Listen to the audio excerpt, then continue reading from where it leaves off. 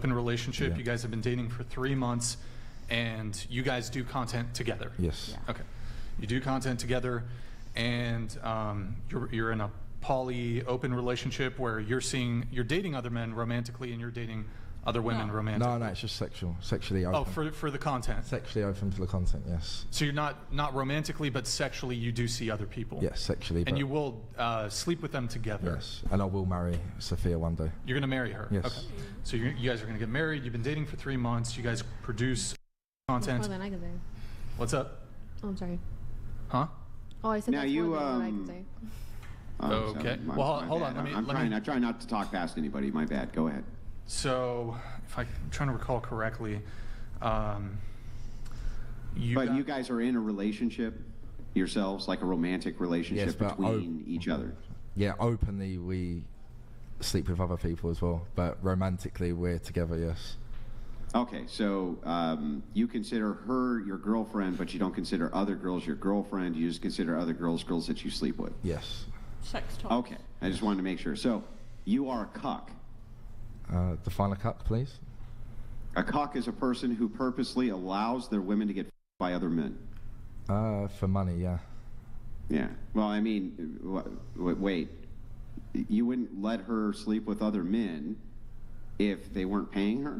No, they're not paying her. Let's get that right. We make content. We get paid for content. So, yes, we involve other people because it makes more money. And again, that's why I allow it. Again, romantically, yes, when we're 30 years old with a child and we slow down with all the money we've got in the bank, we can live happily ever after. So, yes. So you do let other men f your woman on purpose, yeah, and right? she lets me f other women.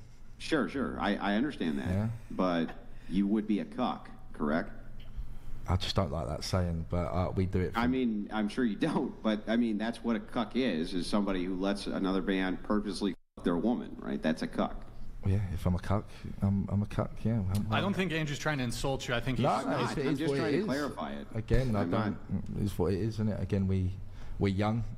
We're probably in a better position than you was when you was 23. Again, no throwing shade, but I just don't feel like being a slave to a religion is going to get you anywhere in life. It's good praying, it's good doing your thing, but I just want to live life at earn money and be happy. I mean, it's way better to let people f your old lady. All self-respecting men do that. Yeah, but sex is just sex. Again, I think it's like you take money is just money. Yeah, but money gets you places. Money gets you places. Sex don't. Where does money get you? Money. Does it get you to a place where other men f your old lady? Yeah. Is that where it gets you? Yeah. It takes me on flights. It takes me to buy a house. To buy a house. It takes me to buy a car. It takes me to buy the jewelry I've got on. It takes me to buy the clothes I've got on. So if I believe in God and I'm poor, that's really expensive money to allow the person that you're in love with to get dishonored by other men. We enjoy it. You enjoy? Yeah. Okay, so now we're at a different level. So you enjoy the fact that your old lady gets by I enjoy sex, she enjoys sex, other people enjoy sex, so why not? Let's just have fun. Do you enjoy the fact that she's getting humped by other men? I don't enjoy it, we just do it, we get on with it, we have fun. Yeah, well, I enjoy it, yeah, I do enjoy it, because it's... You do enjoy it? Yeah, I enjoy it, yeah. Yeah. Do you ever watch it? Do you ever watch other dudes plow your chick, dude? I don't watch the videos back, but in the action I'm watching, yeah, it's quite horny, to be honest.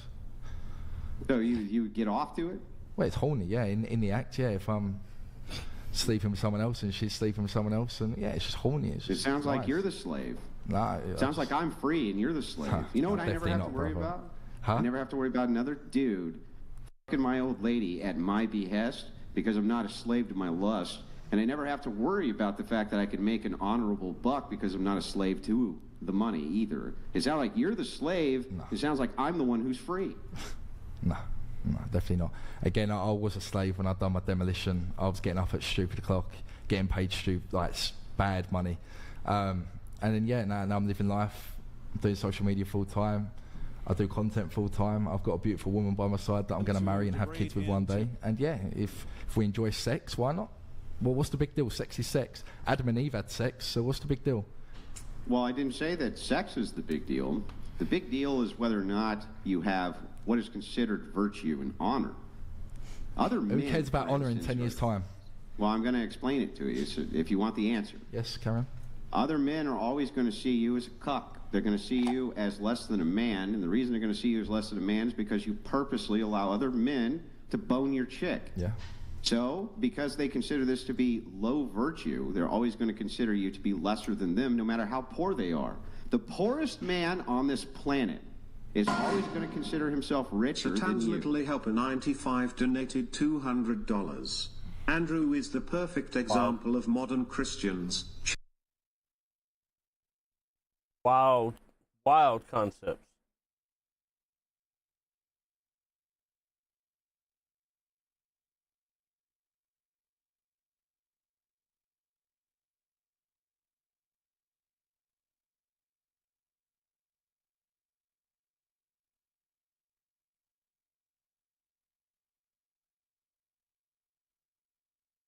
Why are we doing 73? Why are you yelling? Because that is stupid. That is ridiculous. Like that too, and y'all that too. Okay, but we're going to like that. Step out the car. Step back here. Step back here. Stop. On May 28, 2026, a deputy in New Mexico is patrolling Highway 18 when a black Mustang tears past. The driver is clocked doing 73 miles per hour in a 45 zone and is immediately pulled over. Here's what the deputy did next.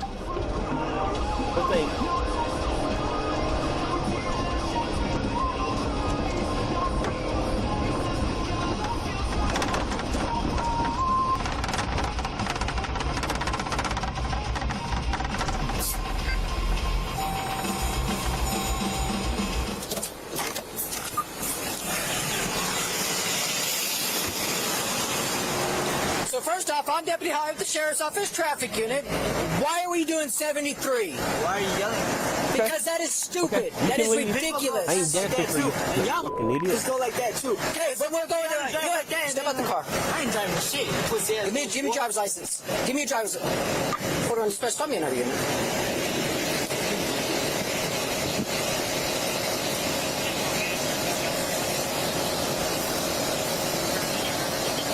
Don't come in here being disrespectful and tell me to do something differently. Don't care, dude. Nothing. 10-4, being a driver, being argumentative. Do you have your license? Do you have your registration and insurance? I got your license, but I'm talking about the registration and insurance. Yeah.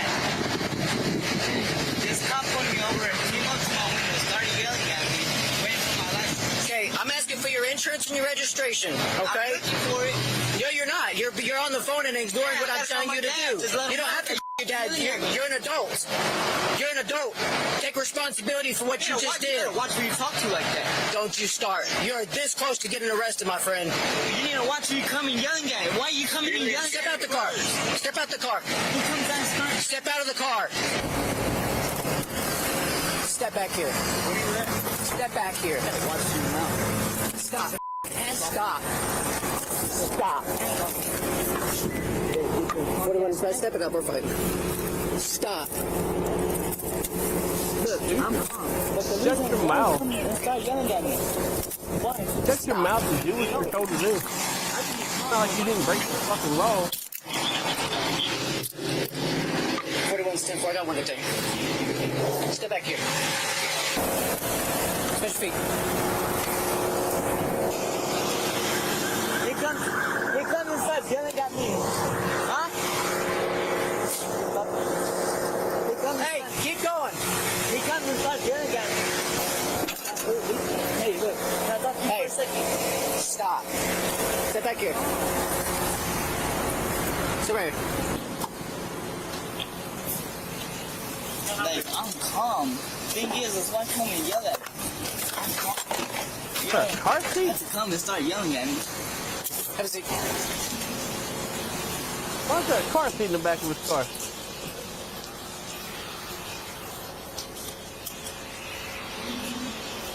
Do you have anything in the car that you want to go with you? What do you mean? Okay, so right now you're going to be placed under arrest. 1 for reckless driving, 2 for REO. Okay. But the thing do you want is, anything in the car to I'm go with you? cool. No, you were not cool. The Okay? thing is, no, is you stop, started came stop. up and We're started done. Do yelling you have at me. anything in the car that you want to go with you? My phone. Your phone? What about the money that was in your That's pocket? coming with me. That's coming with you. Okay, so all that was in your pocket, and the money and your phone. Okay. Do you have somebody that can come pick up the car within 10 minutes, or if not, I'm My going to tow dad's it? on the way. Your dad's on the way. He Where's should he be. coming from? By the houses, by the casino. Okay, and he's on his way now? He should be on the Can't be way. real. Okay.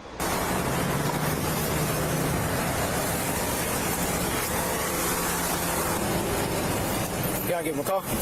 Yeah. Just press the side button. Call Papa. Okay, is this Dylan's dad?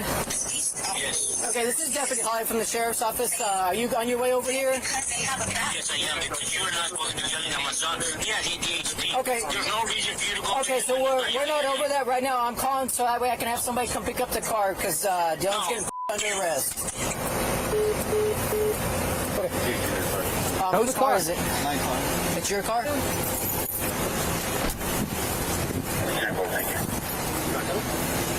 Oh yeah, but he just hung up, so he didn't even let me ask. You know, Because he started coming and yelling. What's the point of that? Did you see that blue BMW? It passed me going 90. And I know because I have a radar. Stand back. No, that's my son. Okay, and he called me over here. And you can wait. No, they called me over here. Hey, he has ADHD and he takes medication. You got to do any fucking thing. Hey, I'm not the arrest officer. Don't be coming at me like I don't give a who it was. No, they approached him. I was on the phone with him. He called me. He said, Dad, the officer called me. She said, she's the one that started with the Let me time out for a second, okay? If you want to speak to a supervisor, you'll speak to him. Don't sit there and just start going on. I told you to go wait till we're done. You have your freedom of speech, but do it over there. But Let me finish what I got here, and I'll come speak with you. because they got him yelling. They got him. Are you going to return to your truck? Would you like a seat in my car? What am I doing? You just said I asked you to leave the stop and wait in your car. They contacted us. What are you looking at? My son called us. Okay, so I asked him to call y'all. Yes, Okay. but the thing is he has PTSD. Okay. He has ADHD. He's on medication. Okay, I understand that. When things happen like this, he barely graduated. He has a behavioral assessment plan. When somebody in authority comes and he might spiral already. Okay. And when somebody approaches him with a different tone, Okay. that sets him off and it spirals. Okay, so what I did, I introduced myself, okay, and then I asked him why he was driving like that, okay? I'm pulling him over for an excessive amount of speed and reckless driving, okay? So as of right now, he's being placed under arrest for reckless driving. And But then why can't you give him a ticket? Because we're past the ticket at this point. And he's for reckless driving.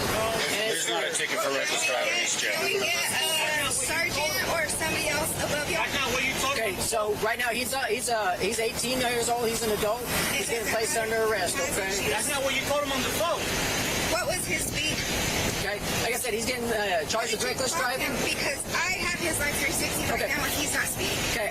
I told you what I'm charging him with. What you're charging him? Yes, what I'm charging him with. Okay. It'll all be in the report. What is your dash cam and what is your body cam? Okay. It'll all be in the report, ma'am. I want a sergeant. Call a sergeant.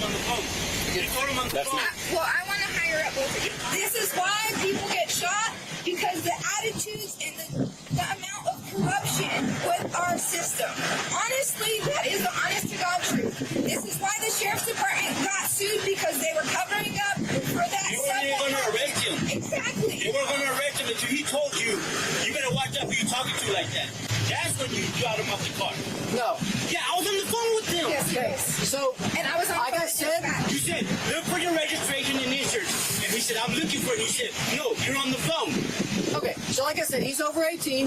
Okay. But that's not what you arrested him for. He's getting arrested for reckless. No, that's not what you said. Okay. You were on the phone. You said, get your insurance and registration. And he told you, you better watch out who you're talking to like that. That's when you told him, get off the car. You didn't tell him I'm going to arrest you for reckless. Okay. You said none of that. Is there anything else we can help you with today? Yeah, I'm from the sheriff's department. I need all of y'all's parts. I know y'all all have parts, and I was. What's his name?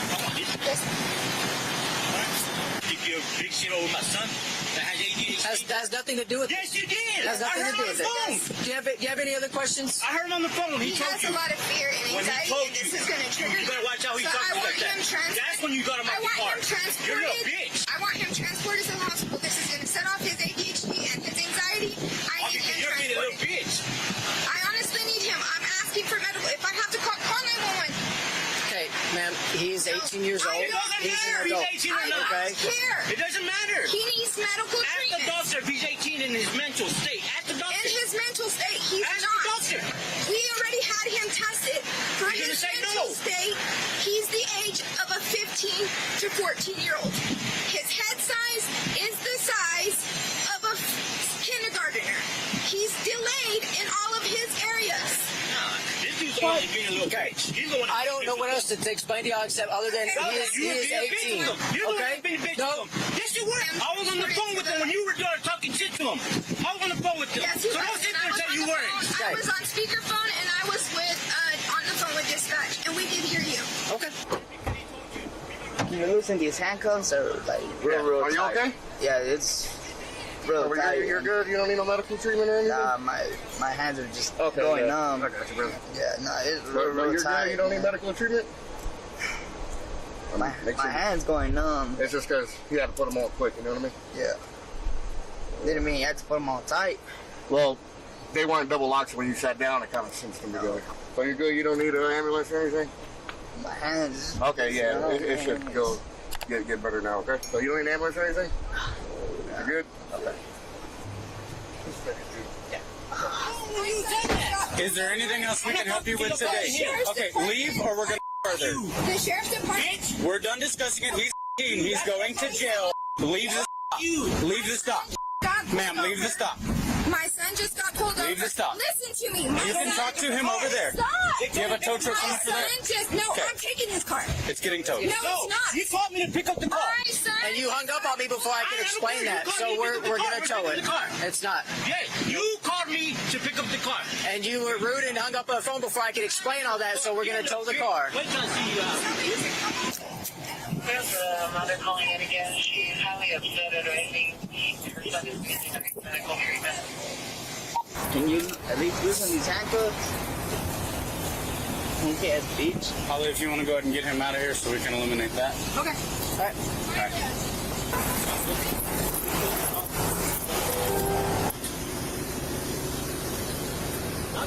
I messed up. The thing is why, yo, this all would have been avoided if you wouldn't have yelled.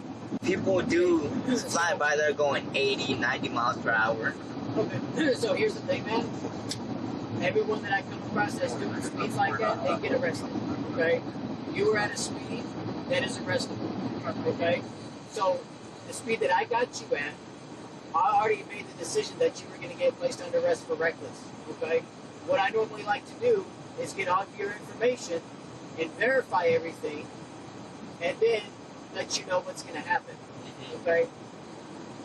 But with you being argumentative and not providing that information, I mean, I give me my ID, but thing is I can be chill with a cop pulling me over, or a sheriff pulling. It could be a state cop pulling me over. You come talk nice, okay, but I don't have a problem. But the thing is why come up yelling? That's the thing. That's the thing. so like I said, man, either way, you're gonna catch the reckless charge, okay? Which is an arrestable offense, okay? How fast was I going, you said? I got you at 73. 73. What's the speed limit? 45. 45. Because last time I checked, that speed limit was 55. Meanwhile, other deputies are conducting a standard inventory of the Mustang before it gets towed. That's when they make an unexpected discovery. Not to town. Yeah, she's got a pretty satisfactory test, the one with $500 here. Okay, grab both of it and we'll get to count and we'll count them together on body camera.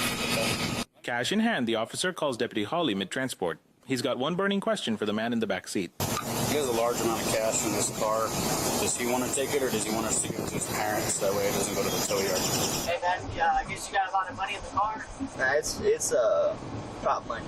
Huh? It's prop money. It's fake money? Yes, sir. It's just, it's not real? Yeah, it's positive. Good. You might want to take a closer look at it. He's saying that it's fake money. Is it real or fake? Oh, it's fake? Is it all fake? This copy on the back. Oh, it feels fake. How did you even pick this up, Goose? I hope he's not trying to spin these. It's not illegal to have them. It's illegal to spin them, though. Grab that one. Just make sure. Grab the stack in the back. It's fake money. Okay. In the back of the cruiser, Dylan's worried his parents won't be able to bail him out. But even as a legal adult, he immediately starts deflecting, using his young age and his car as excuses for the stop. They can't bail me out tonight. No, there's no bail. There's no bail. He said you have to see the judge for the charges before he lets you out. You said what the other charge was? REO. What's REO? Resisting, evading, obstructing. I gave you my ID. So how's that? ID. So whenever an officer tells you to do something, I gave you my ID. You asked for my ID. I gave you my ID. Nothing to do with your ID. So why give me the REO? For the REO, okay, it's not for not complying. I gave you my ID. You asked for my ID. I gave it to you. Okay, but I'm telling you, it has nothing to do with the ID. Okay, it has to do what I asked you. Man, they need to fire your dumb ass and get a new cop. That's it. And then also when I'm telling you to step out, and then the way that you step out aggressive like, okay? Because there's no point of you yelling at me. I don't know who you were feeling like today, but I can't see you won't go do that with nobody else. See a minor driving a nice car. Oh, I'll pull him over and get aggressive with him. You won't do that with nobody else, would you? Hell no.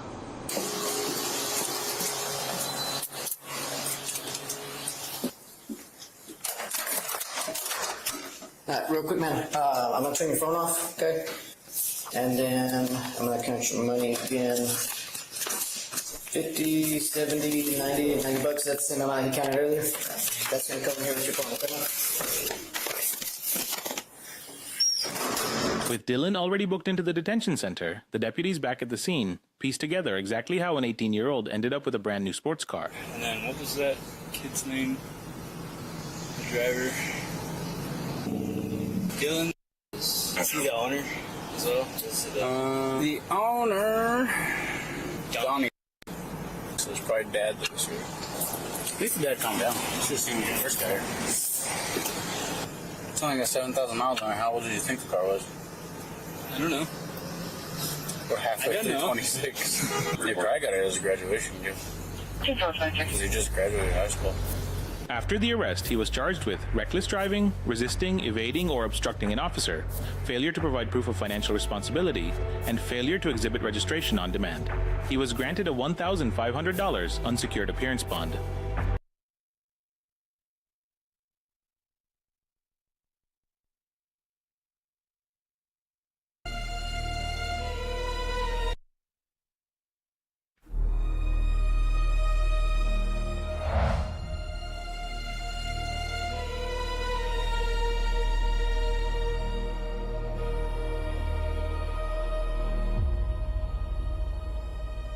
A Green Beret survives years of Special Forces training. He survives whatever he saw overseas. He comes home to a quiet suburb outside Salt Lake City, to a wife and 3 kids, to a house he'd owned before the marriage even started.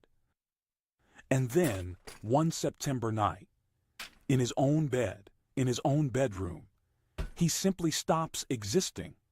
No body, no funeral. Just a mattress that gets replaced 2 days later, a rug that turns up in a wetland, and a phone call where his wife allegedly asks another man not to think of her as a monster. This is the story of Jennifer Gledhill and Matthew Johnson, and it starts long before that bedroom.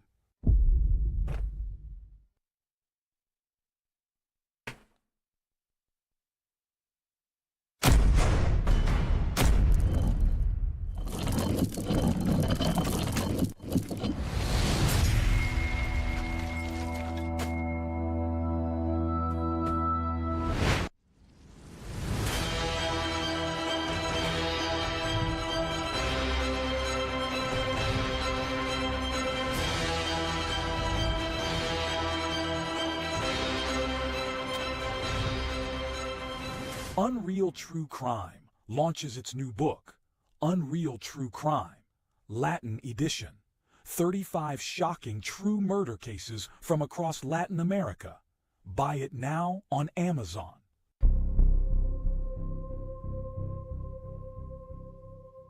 Jennifer Gledhill was born on February 4th, 1983, the daughter of Thomas Ray Gledhill and Rosalie Christensen Gledhill. Almost nothing is publicly known about her childhood. No confirmed hometown, no school records, no siblings on record. What is known is that she stayed close to her parents well into adulthood, close enough that decades later they would still be showing up at her house to help her with a crisis. Matthew Johnson's early life is even harder to pin down.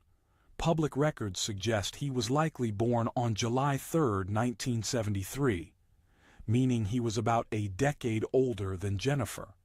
Before he ever met her, he had already lived an entire chapter of adult life. He served in the United States Marine Corps. Sometime after that, he married a woman named Crystal Peterson. That marriage lasted from 2002 to 19. Almost nothing is publicly known about her childhood. No confirmed hometown, no school records, no siblings on record. What is known is that she stayed close to her parents well into adulthood, close enough that decades later they would still be showing up at her house to help her with a crisis. Matthew Johnson's early life is even harder to pin down. Public records suggest he was likely born on July 3, 1973, meaning he was about a decade older than Jennifer. Before he ever met her, he had already lived. What?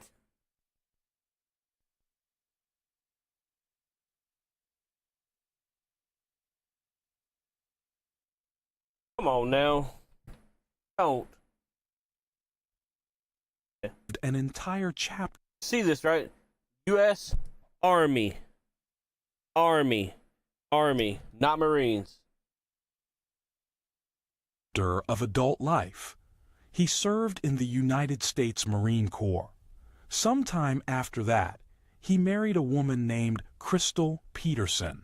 That marriage lasted from 2002 to 2007, and then it ended for reasons that were never made public.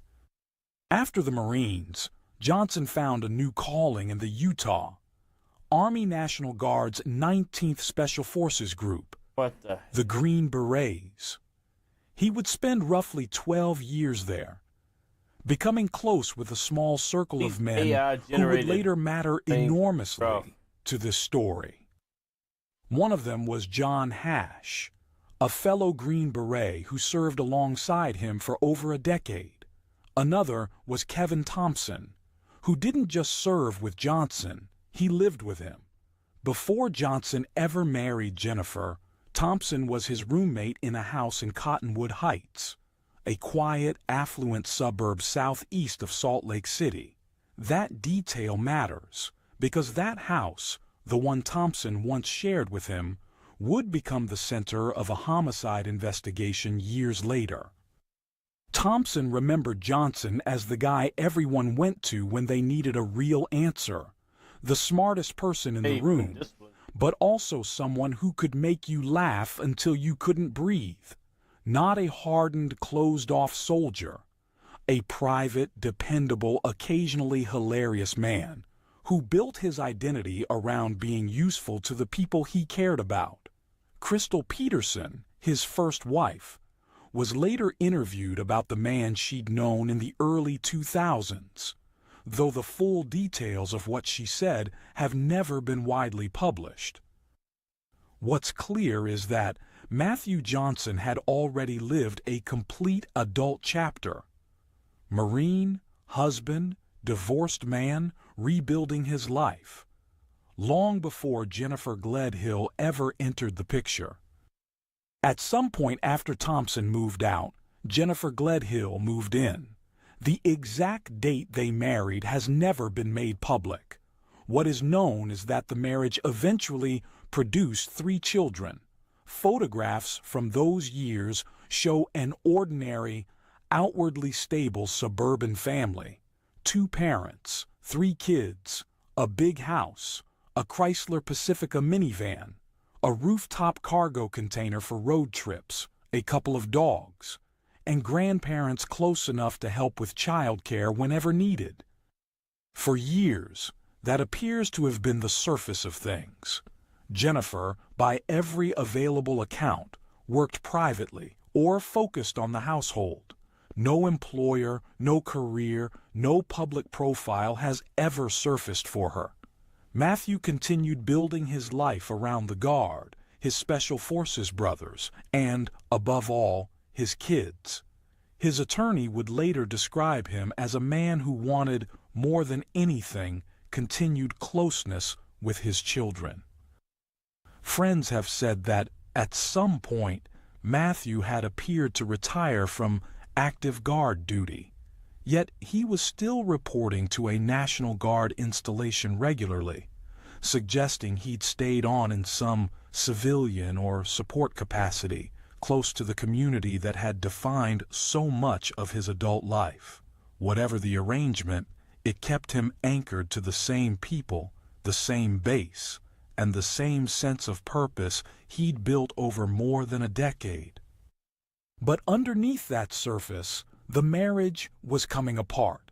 By early 2024, friends were already describing the relationship as rocky. Around March 2024, according to Johnson's divorce attorney, Jennifer moved out of the Cottonwood Heights house. On July 3, 2024, which happened to be Matthew's 51st birthday, Jennifer filed for divorce. The filing set off a summer of escalating conflict. The two of them fought over who actually owned the house. Johnson's side argued it had been his before the marriage even started, a claim Jennifer's attorney disputed, pointing out that no court had ever legally settled that question. They fought over custody. They fought, according to messages later reviewed by Johnson's lawyer, in ways where Jennifer was frequently the one provoking confrontation, and Matthew was frequently the one asking to be left alone. On August 21st, 2024, Jennifer took a serious step. She requested and was granted a temporary protective order against Matthew, alleging domestic mistreatment. For a few weeks, that order gave her legal grounds to stay in the house and kept Matthew at a distance. Meanwhile, away from the divorce paperwork, Jennifer had begun a relationship with another man, someone who would later become the single most important witness in this entire case. Public reporting has never identified him by name. He's referred to only as the informant. Whatever it was between them, it was serious enough that Jennifer would eventually confide in him about things she confided in no one else. Around this same period, according to warrants later unsealed by investigators, Jennifer messaged her father asking for $13,000 by that Friday, and the following day followed up asking for his credit card information. No public record has ever explained what that money was for. On September 16, 2024, a court commissioner reviewed the protective order request and declined to make it permanent. He didn't rule that no abuse had occurred. He ruled that the evidence in front of him that day didn't meet the legal bar. But he went further than that. He described both Jennifer and Matthew as confrontational, and he said he suspected the protective order had become part of the broader divorce strategy, a description Jennifer's own attorney would later say she strongly disagreed with. 5 days after that ruling, Matthew Johnson would be dead. On September 19, 2024, according to the man she was seeing, Jennifer showed him a loaded, tan-colored Glock handgun, a weapon prosecutors would later argue was consistent with Matthew's own Glock 19X. On the night of September 20th into September 21st, 2024, Matthew Johnson was at the Cottonwood Heights house. According to Jennifer's own later account to police, the two of them drank whiskey together, had sex, and then got into a serious fight after Matthew confronted her about the affair. She would later claim he became physically aggressive and that she had bruises to prove it. Prosecutors tell an entirely different version of that same night. According to the confidential informant, Jennifer told him she shot Matthew in the head with his own Glock while he was asleep in their bed. She said she destroyed his cell phone. She said she moved his truck away from the house to make it look like he'd left on his own. She said she put his body inside the family's rooftop cargo storage container, dragged that container down the stairs, and loaded it into the Chrysler Pacifica minivan. Doorbell camera footage allegedly shows that truck being parked roughly a third of a mile from the house at 6:15 that same morning, September 21st, with Matthew's phone left inside it. The next day, September 22, 2024, is the day investigators would later reconstruct almost minute by minute using cell phone records. At around 6 that morning, Jennifer's phone was near the spot where the truck had been abandoned. At 1:44 in the afternoon, her phone started moving north out of Salt Lake County. 2 minutes later, she called her father for about 4 minutes. At 2:37 p.m., somewhere in Davis County, her phone went dark, turned off or lost signal, and it would stay that way for roughly 2.5 hours. At 5:07 p.m., it came back online. She called her father again a minute later. Surveillance cameras allegedly picked up her minivan in the Centerville area around 5:25 p.m. According to the informant, this is the window in which Jennifer drove north, buried Matthew in a shallow grave, and later disposed of items from the bedroom, a mattress, pillows, and a rug, at a separate location in Davis County. Investigators would eventually recover those exact items at a spot tied to her cell phone data, and they matched the rug to a 2023 photo pulled from Jennifer's own phone showing Matthew standing next to it. That night, at 10:37 p.m., surveillance cameras recorded Jennifer's minivan pulling into a car wash. For the next 30 minutes, she thoroughly cleaned the vehicle, vacuuming it out, opening every door. She left the car wash and, at 11:47 p.m., arrived at the informant's residence. According to him, she showed up emotionally distraught, carrying some printed materials she said she wanted him to have because she thought he'd enjoy them. And then, he says, she told him everything: the shooting, the truck, the container, the drive north, the burial, the cleanup. He said she seemed afraid of getting caught and talked about the possibility of killing herself or running. He didn't go to police right away. He later said he genuinely wasn't sure whether to believe her. In the days that followed, Jennifer allegedly sent him messages saying she had washed and vacuumed the relevant areas of the house, and that the problem was no longer an issue. She deleted portions of their WhatsApp conversation, but he had already taken screenshots, and eventually he began secretly recording their phone calls. On September 24, 2024, Jennifer's parents, Thomas and Rosalie Gledhill, came to the Cottonwood Heights house. Neighbors reportedly placed them there from around 5 in the afternoon until 11 at night. Rosalie purchased a replacement mattress on Amazon that same day. Thomas later told investigators he'd only come because of a leak in the garage, and, in a phrase that would later draw prosecutors' attention, said he hadn't gone into the place where the incident happened. On September 25, 2024, the Utah National Guard contacted police. Matthew hadn't shown up for duty, and that alone was unusually enough to raise alarms, because it was completely out of character for him. His friends noted that his children had already stopped hearing from him days earlier, right around September 21st. Jennifer did not report him missing herself until September 28, 2024, 3 full days after the guard had already flagged it. She told a responding officer that she and Matthew had argued on September 20th, that he'd left afterward, and that he'd told her he might be gone for about a week and didn't want to be contacted. The officer who spoke with her described her as distracted and nervous.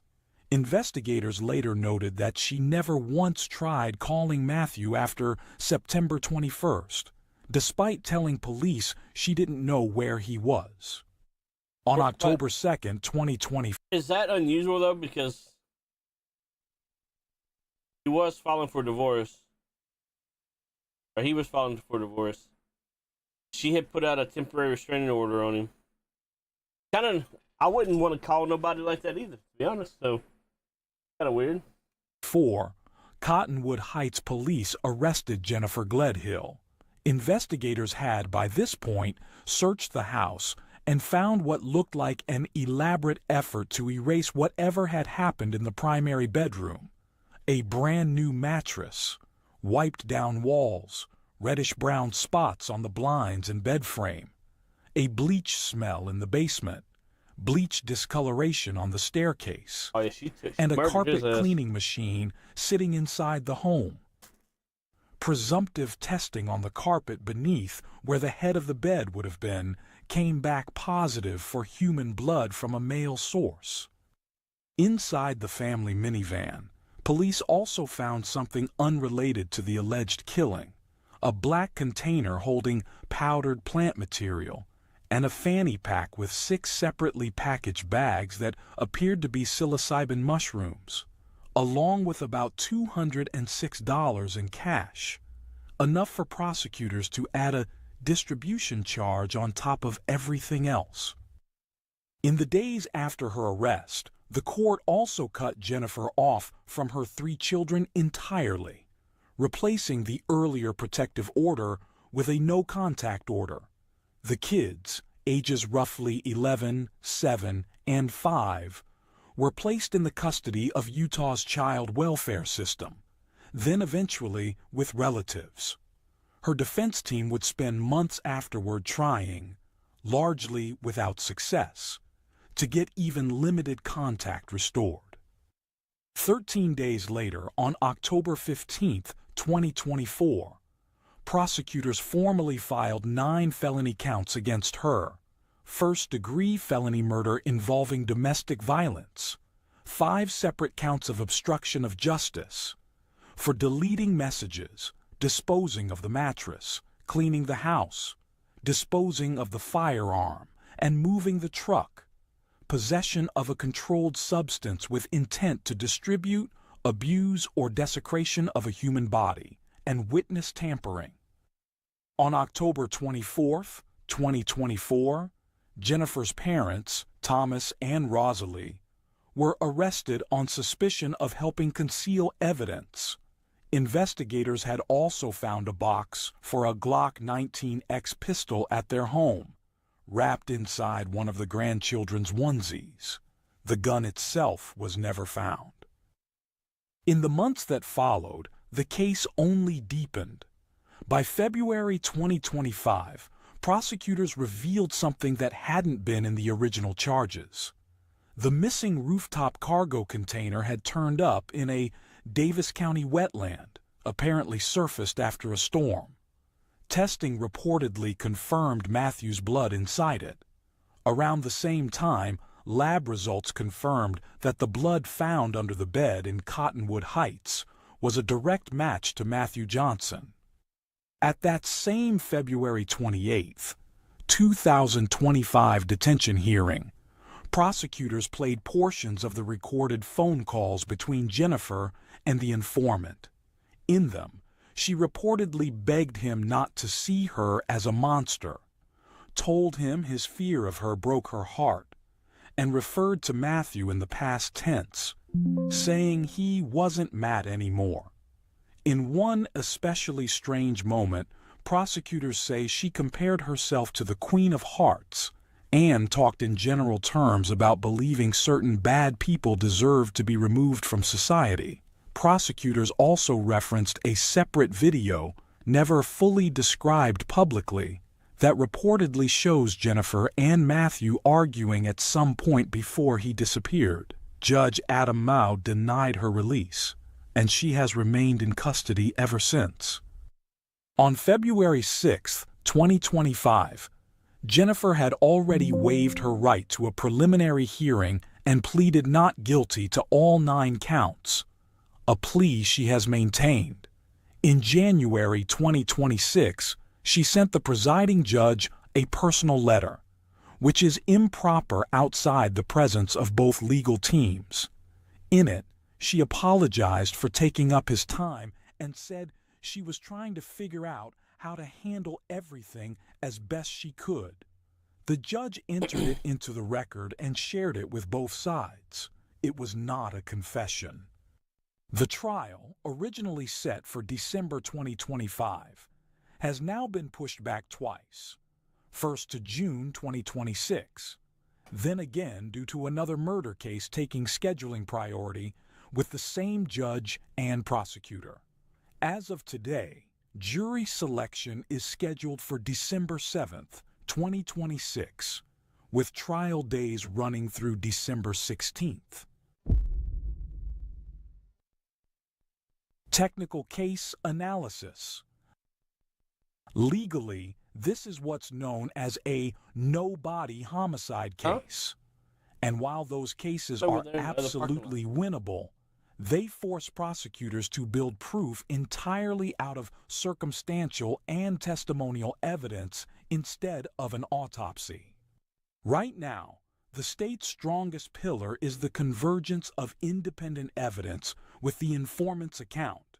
Matthew's blood was found beneath the bed and, months later, inside the recovered cargo container, a detail the informant described before that container was ever found publicly, which is the kind of corroboration prosecutors love. Add to that the abandoned truck, the 2.5-hour gap in cell service, the late-night car wash, and the replaced mattress, and you have a chain of circumstantial evidence that's hard to explain away individually. But the defense has real openings. There's still no body, no murder weapon, no bullet, and no autopsy establishing cause or time of death, which means no direct medical proof Matthew is even dead, only an overwhelming circumstantial case that he is. There's also a real timeline inconsistency. The affidavit places the truck's drop-off at 6:15 a.m. on September 21st, but also describes Jennifer's phone traveling to that same location around 6 a.m. on September 22nd, a full day apart. And a neighbor separately reported hearing the couple arguing overnight between the 21st and 22nd, which doesn't cleanly fit either version. Defense attorney Jeremy Deus has also pointed out that Matthew's Special Forces training theoretically gave him skills an ordinary missing person wouldn't have, though that argument has to contend with the blood evidence and the total, permanent silence from a devoted father who never again contacted his kids, his unit, or anyone else in his life. There's also a gap between what's confirmed and what's assumed on the disposed household items. Prosecutors recovered a mattress, pillows, and a rug from a Davis County site tied to Jennifer's phone, and they matched the rug to a photo from her own device. But at the February 2025 hearing, the defense specifically noted that no blood or DNA results had yet been produced from those particular items. That's a meaningful distinction. Matching an object to a photo proves it came from the house.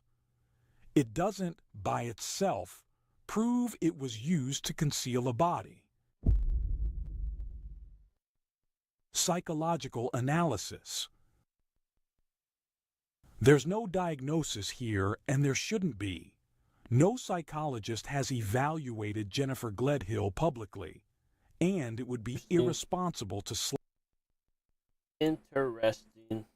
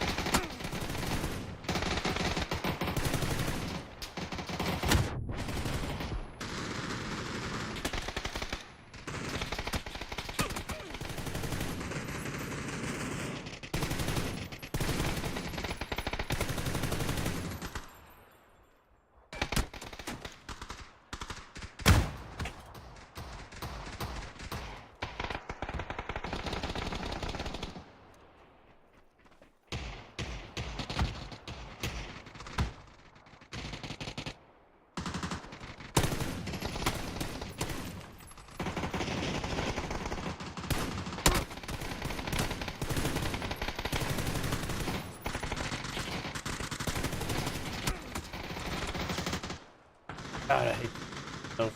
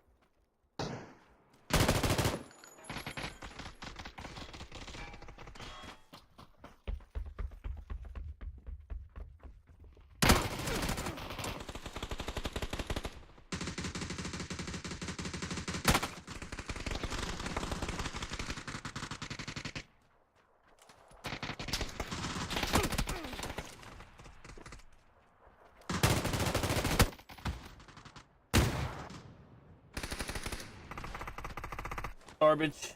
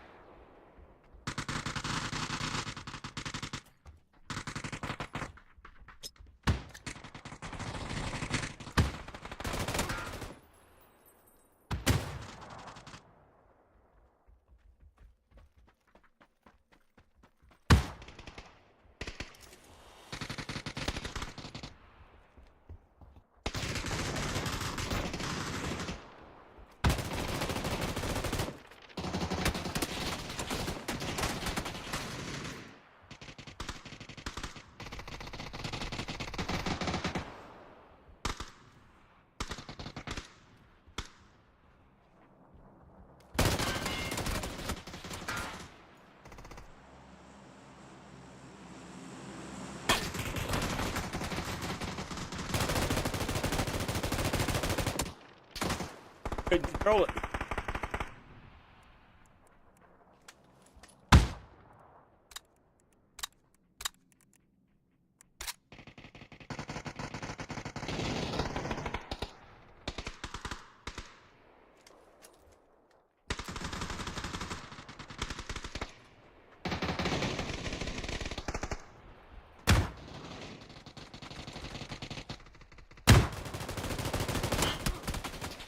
Couldn't control it.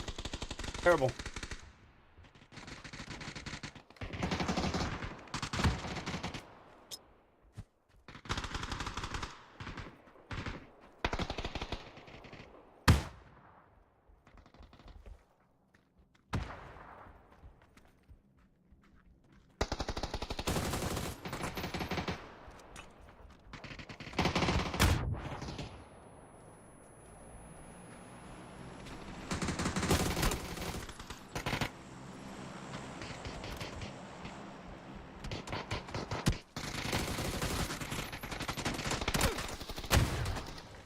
Damn, I thought that was... didn't realize that was a bad guy.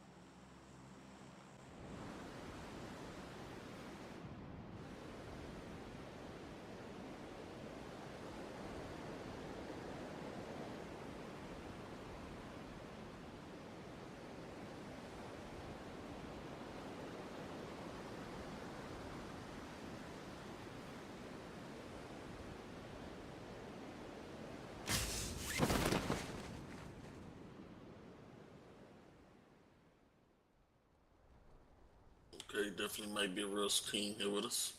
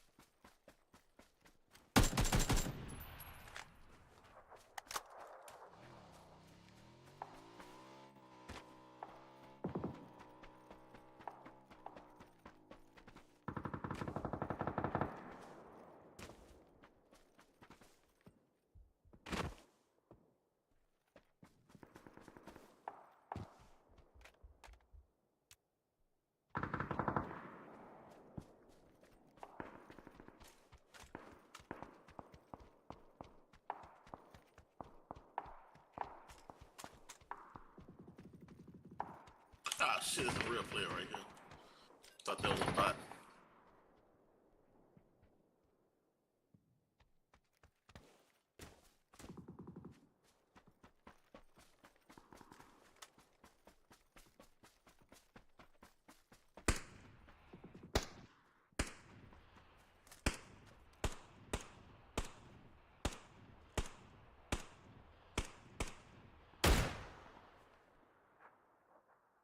Left my chip.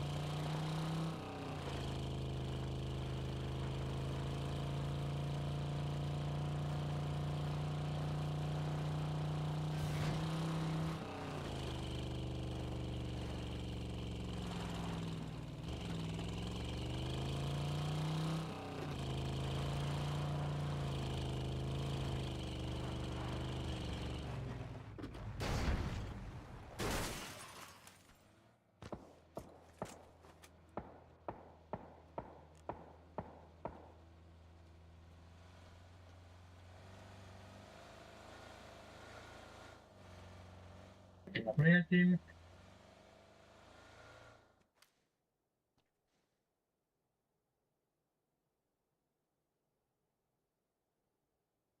We're dead.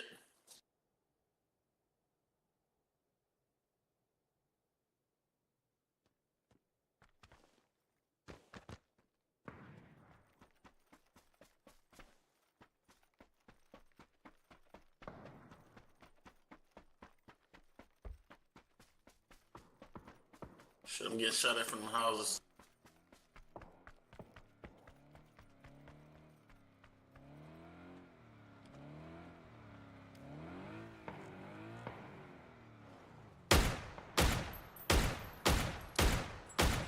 He 55 on the mountain.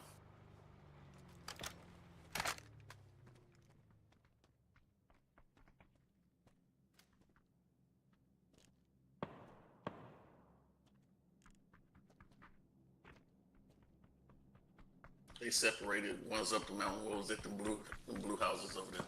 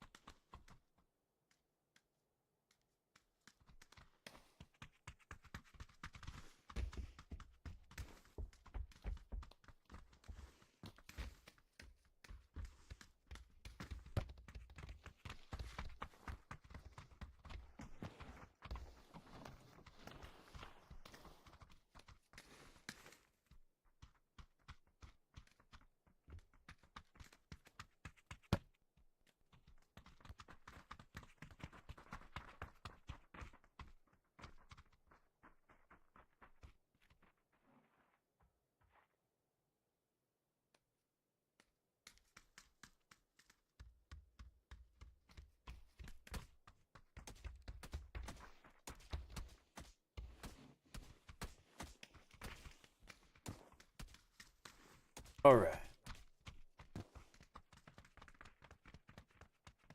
What's up, guys?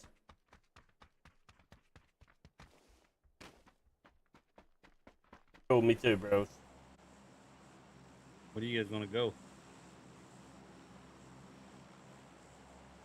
I'll go wherever you want, bro. Whatever makes you happy, buddy.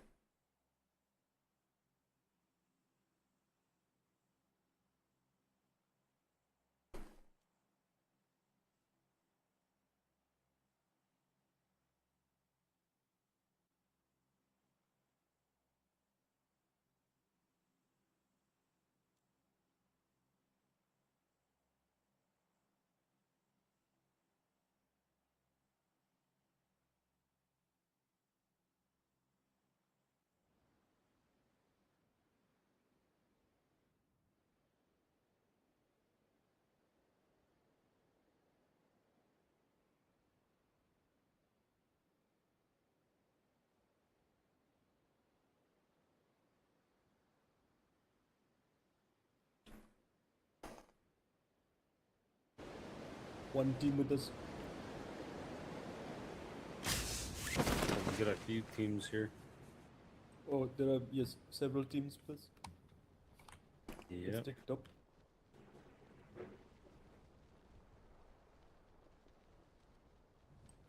Damn, green.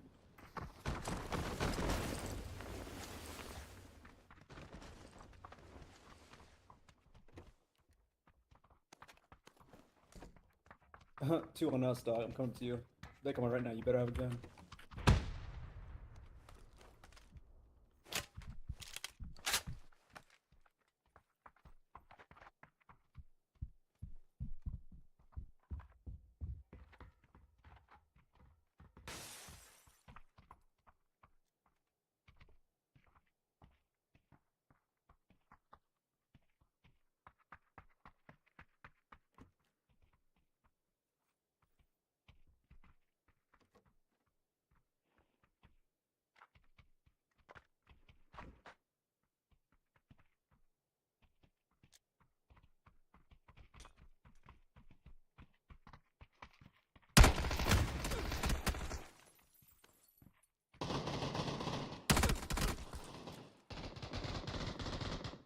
How many on you? One?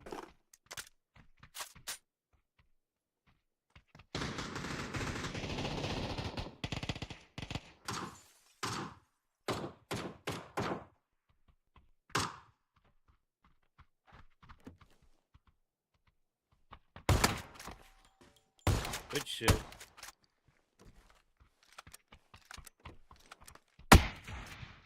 Oh my god. He was dead before the door opened. I know, right?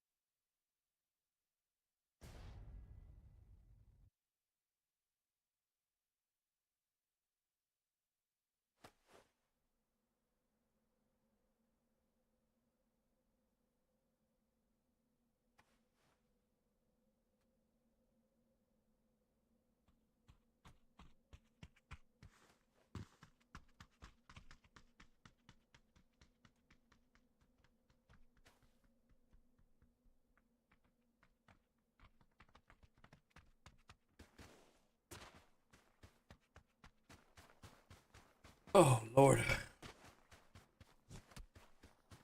Yo.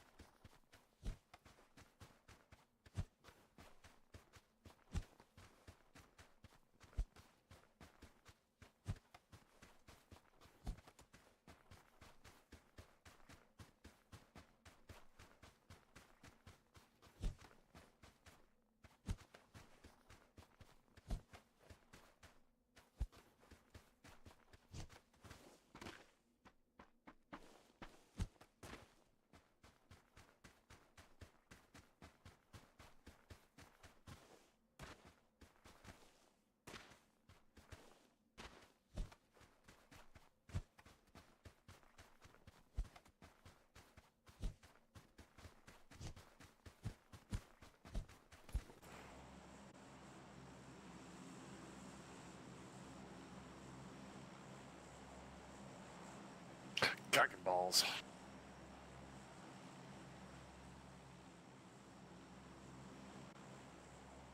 Although we should probably take the balls.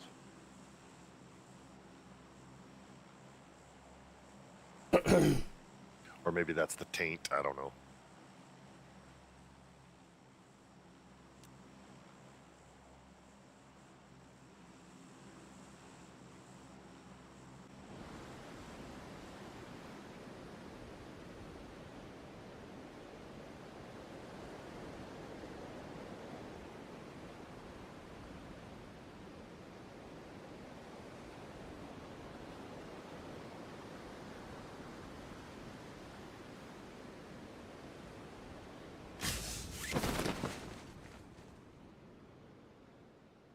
Two teams. Yellow, you're in trouble. You better float, Yellow. Pick up that ass, Yellow.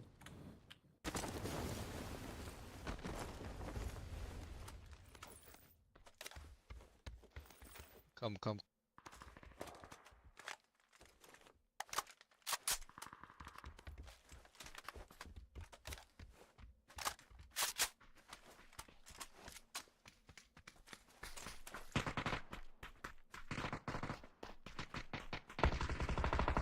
Oh, I didn't know anybody landed with us. Didn't either. Is somebody up here? Or is it more than just one or what? Blue marker. Blue marker. Knocked.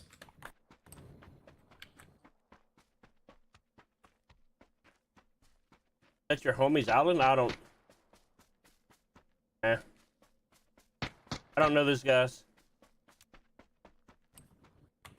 Yeah, they were like late shoots.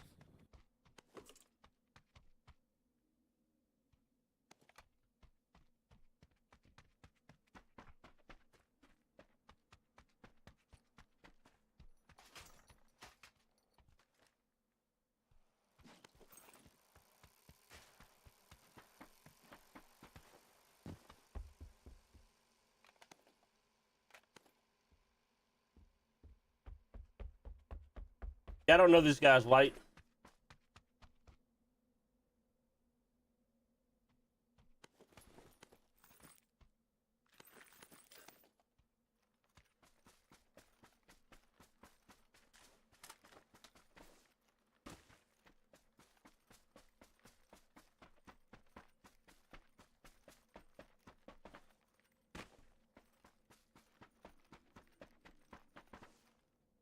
Oh, I hear him close.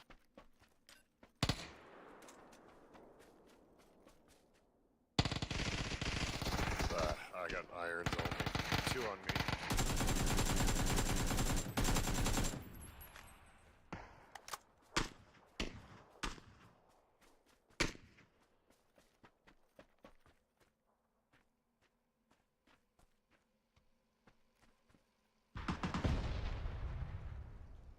Ooh, who killed them there?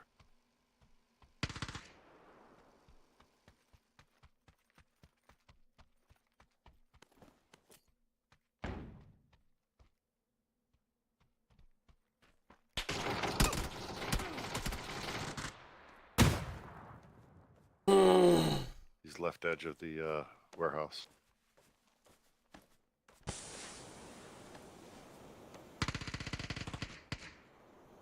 Target draw.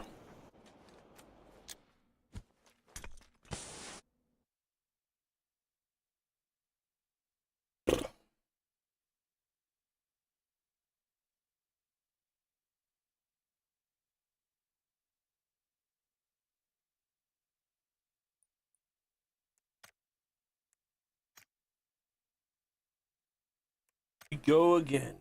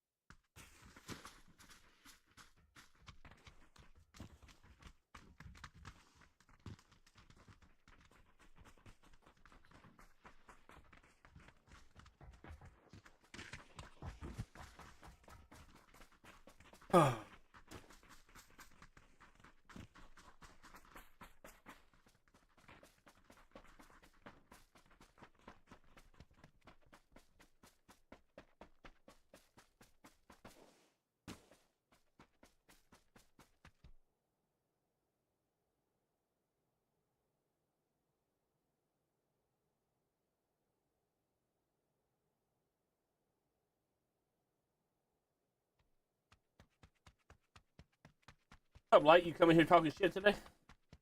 You cool, bro. Not upset about it.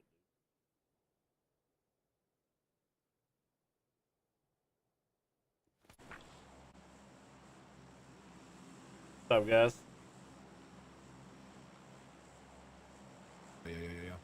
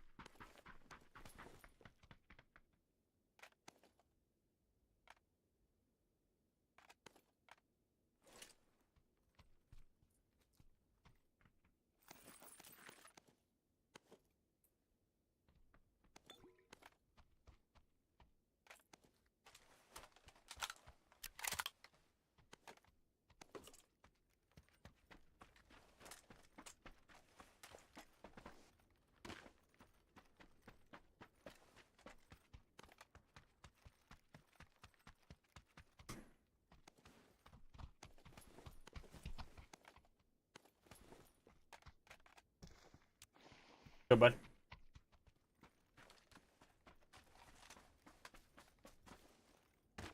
Thank you, big bro. I appreciate you. No problem, little bro.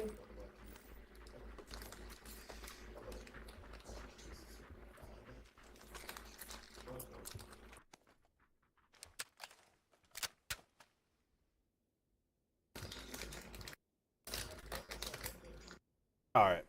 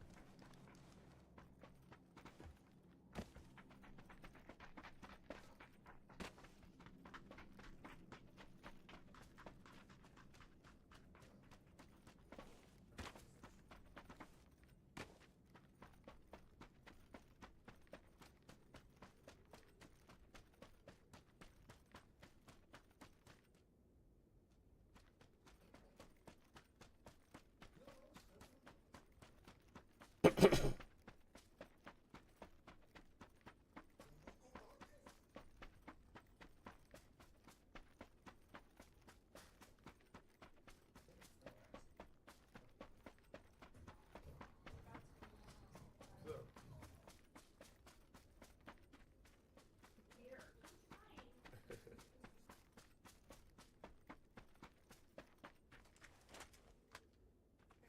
you. Be safe.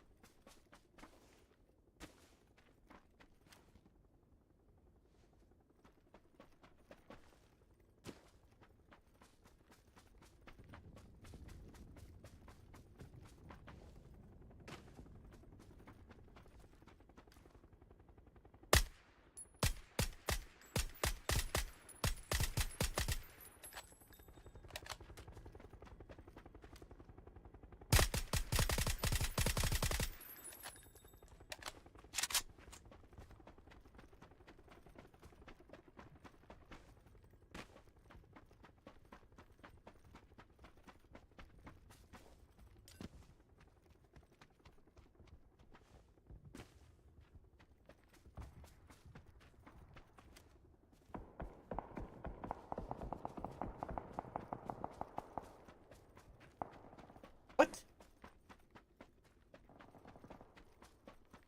That was rough.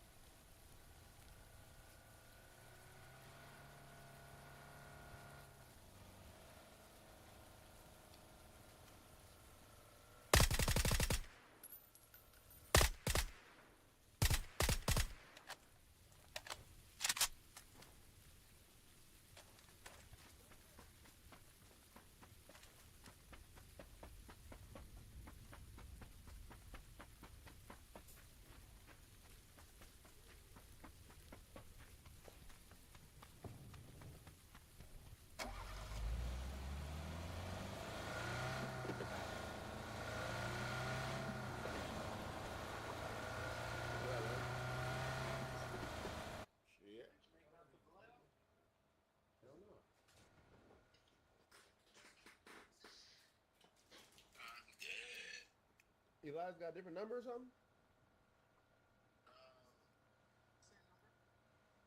You just don't text.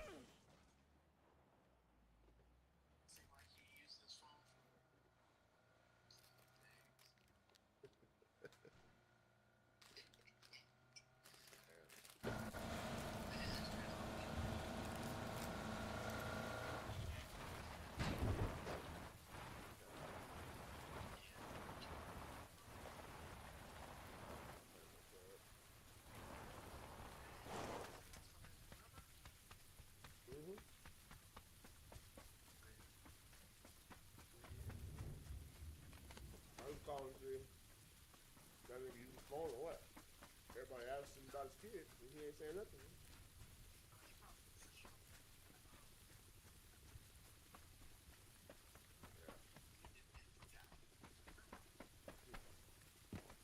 And forgot, it's on top of your shit.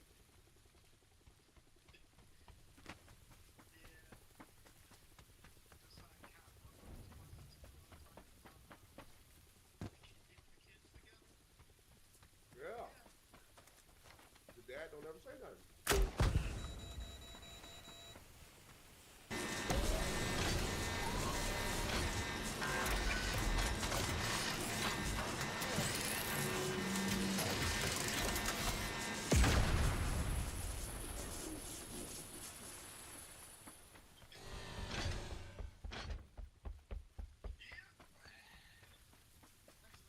Yeah, it's 15 years. Still be fine.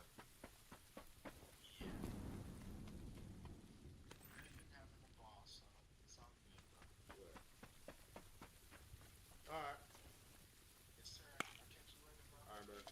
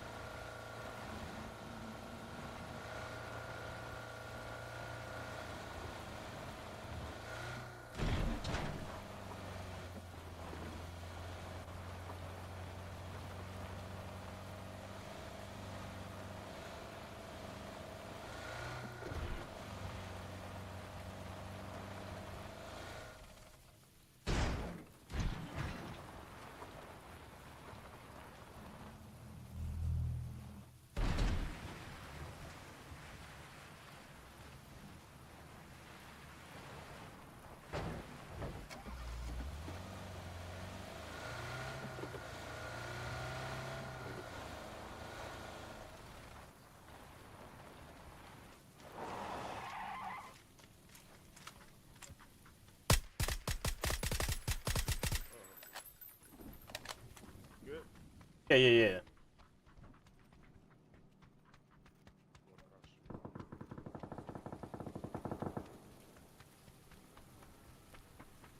I was shooting at the glider.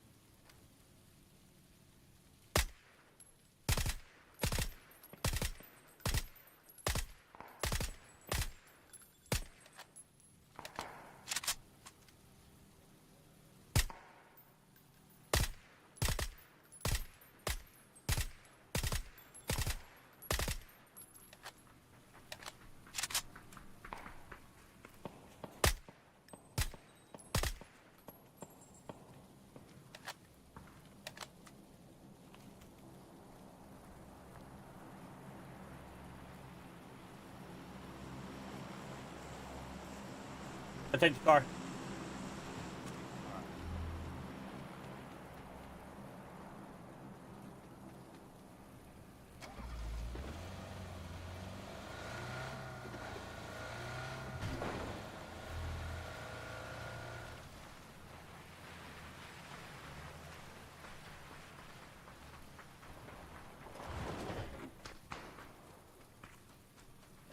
Right? Sound like?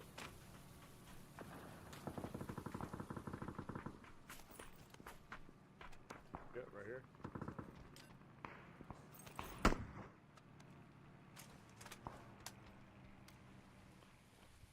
On that rock. That side of that rock. Got him in the head.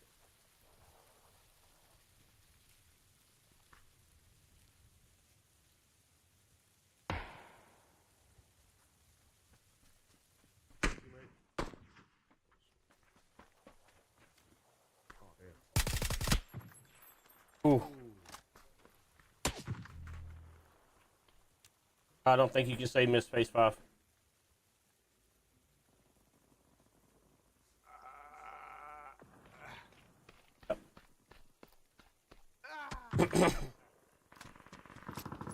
Good try.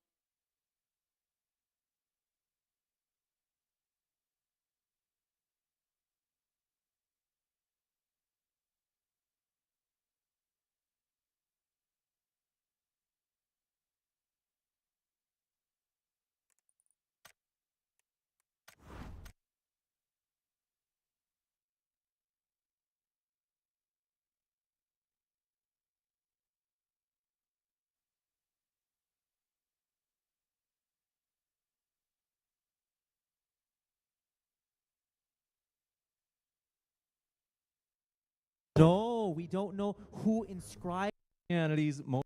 Check out revivetheroar.org. I'm thrilled to be with you here for DebateCon 8. We are going to jump into it fast, but I do have to say we are incredibly grateful, as it is the speakers who make this as fun as it is. So we are thrilled to have our speakers here tonight. We're thrilled to have you guys here tonight, and I'm going to start by introducing our speakers, and we're going to jump right into this debate. Starting first, Waleed Naeem is a Muslim apologist and debater known for confidently defending Islam and engaging Christianity's most challenging theological objections. Please join me in welcoming Waleed Naeem.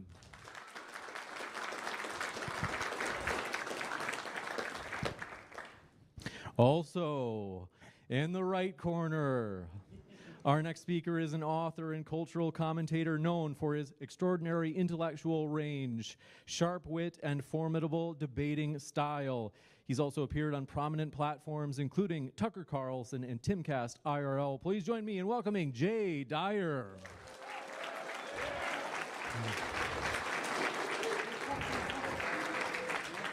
With that, we are indeed jumping right into it. I have the timer set for you for your opening statement of 20 minutes. Waleed, the floor is all yours.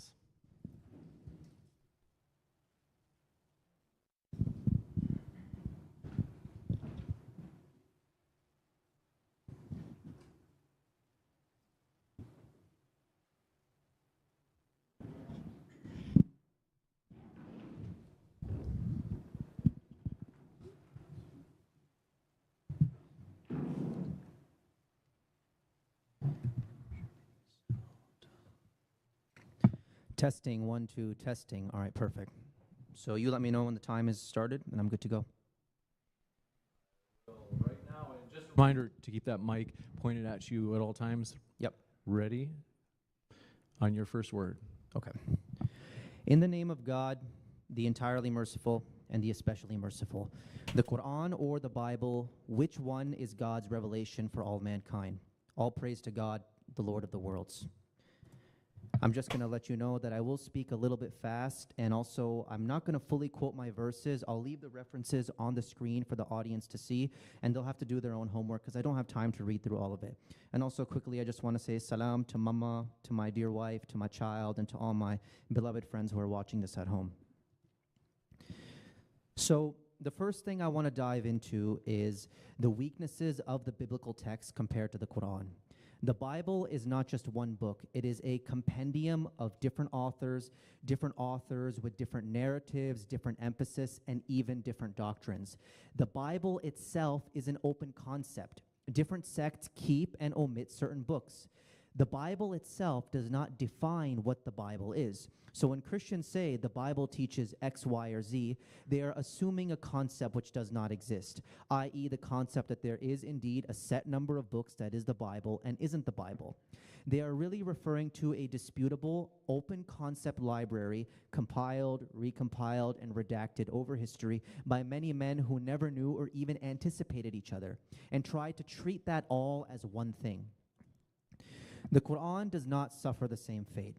It has a remarkable textual integrity. Save for few variations in pronunciation, the same skeletal root text exists across all sects. And it's interesting because the Quran also promises that God would be its protector. We read in chapter 15, verse 9 on the screen, "Indeed, it is we who sent down the Quran, and indeed we will be its guardian." Every other religious tradition has disputed texts, the Bible, the Bhagavad Gita, the Upanishads, the Buddhist sutras. Naturally, this is the case because different sects want to promote their own theologies and start writing things with their own hands, claiming inspiration.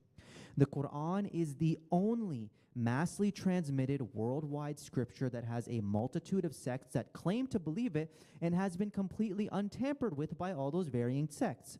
The fact that the Quran is a uniquely stable amongst the world texts, and the course of history has shown the promise in chapter 15 of preservation to be true, shows strong indication that it is indeed unique amongst all the scriptures and very well could be the word of God. So, my question for my opponent is this: if God were to leave behind a revelation for all mankind to follow, don't you think he would leave behind a preserved, stable, closed system text that is not open to dispute? The next point that deserves discussion is the complete contradictions throughout the Bible. Going on with my first point, naturally this heavily disputed work in progress known as the Bible has many contradictions. And I'm not even going to get into minor contradictions like the exact details of Jesus' crucifixion, how Chronicles contradicts certain facts in the Pentateuch when it's re-quoting them. That would be too easy.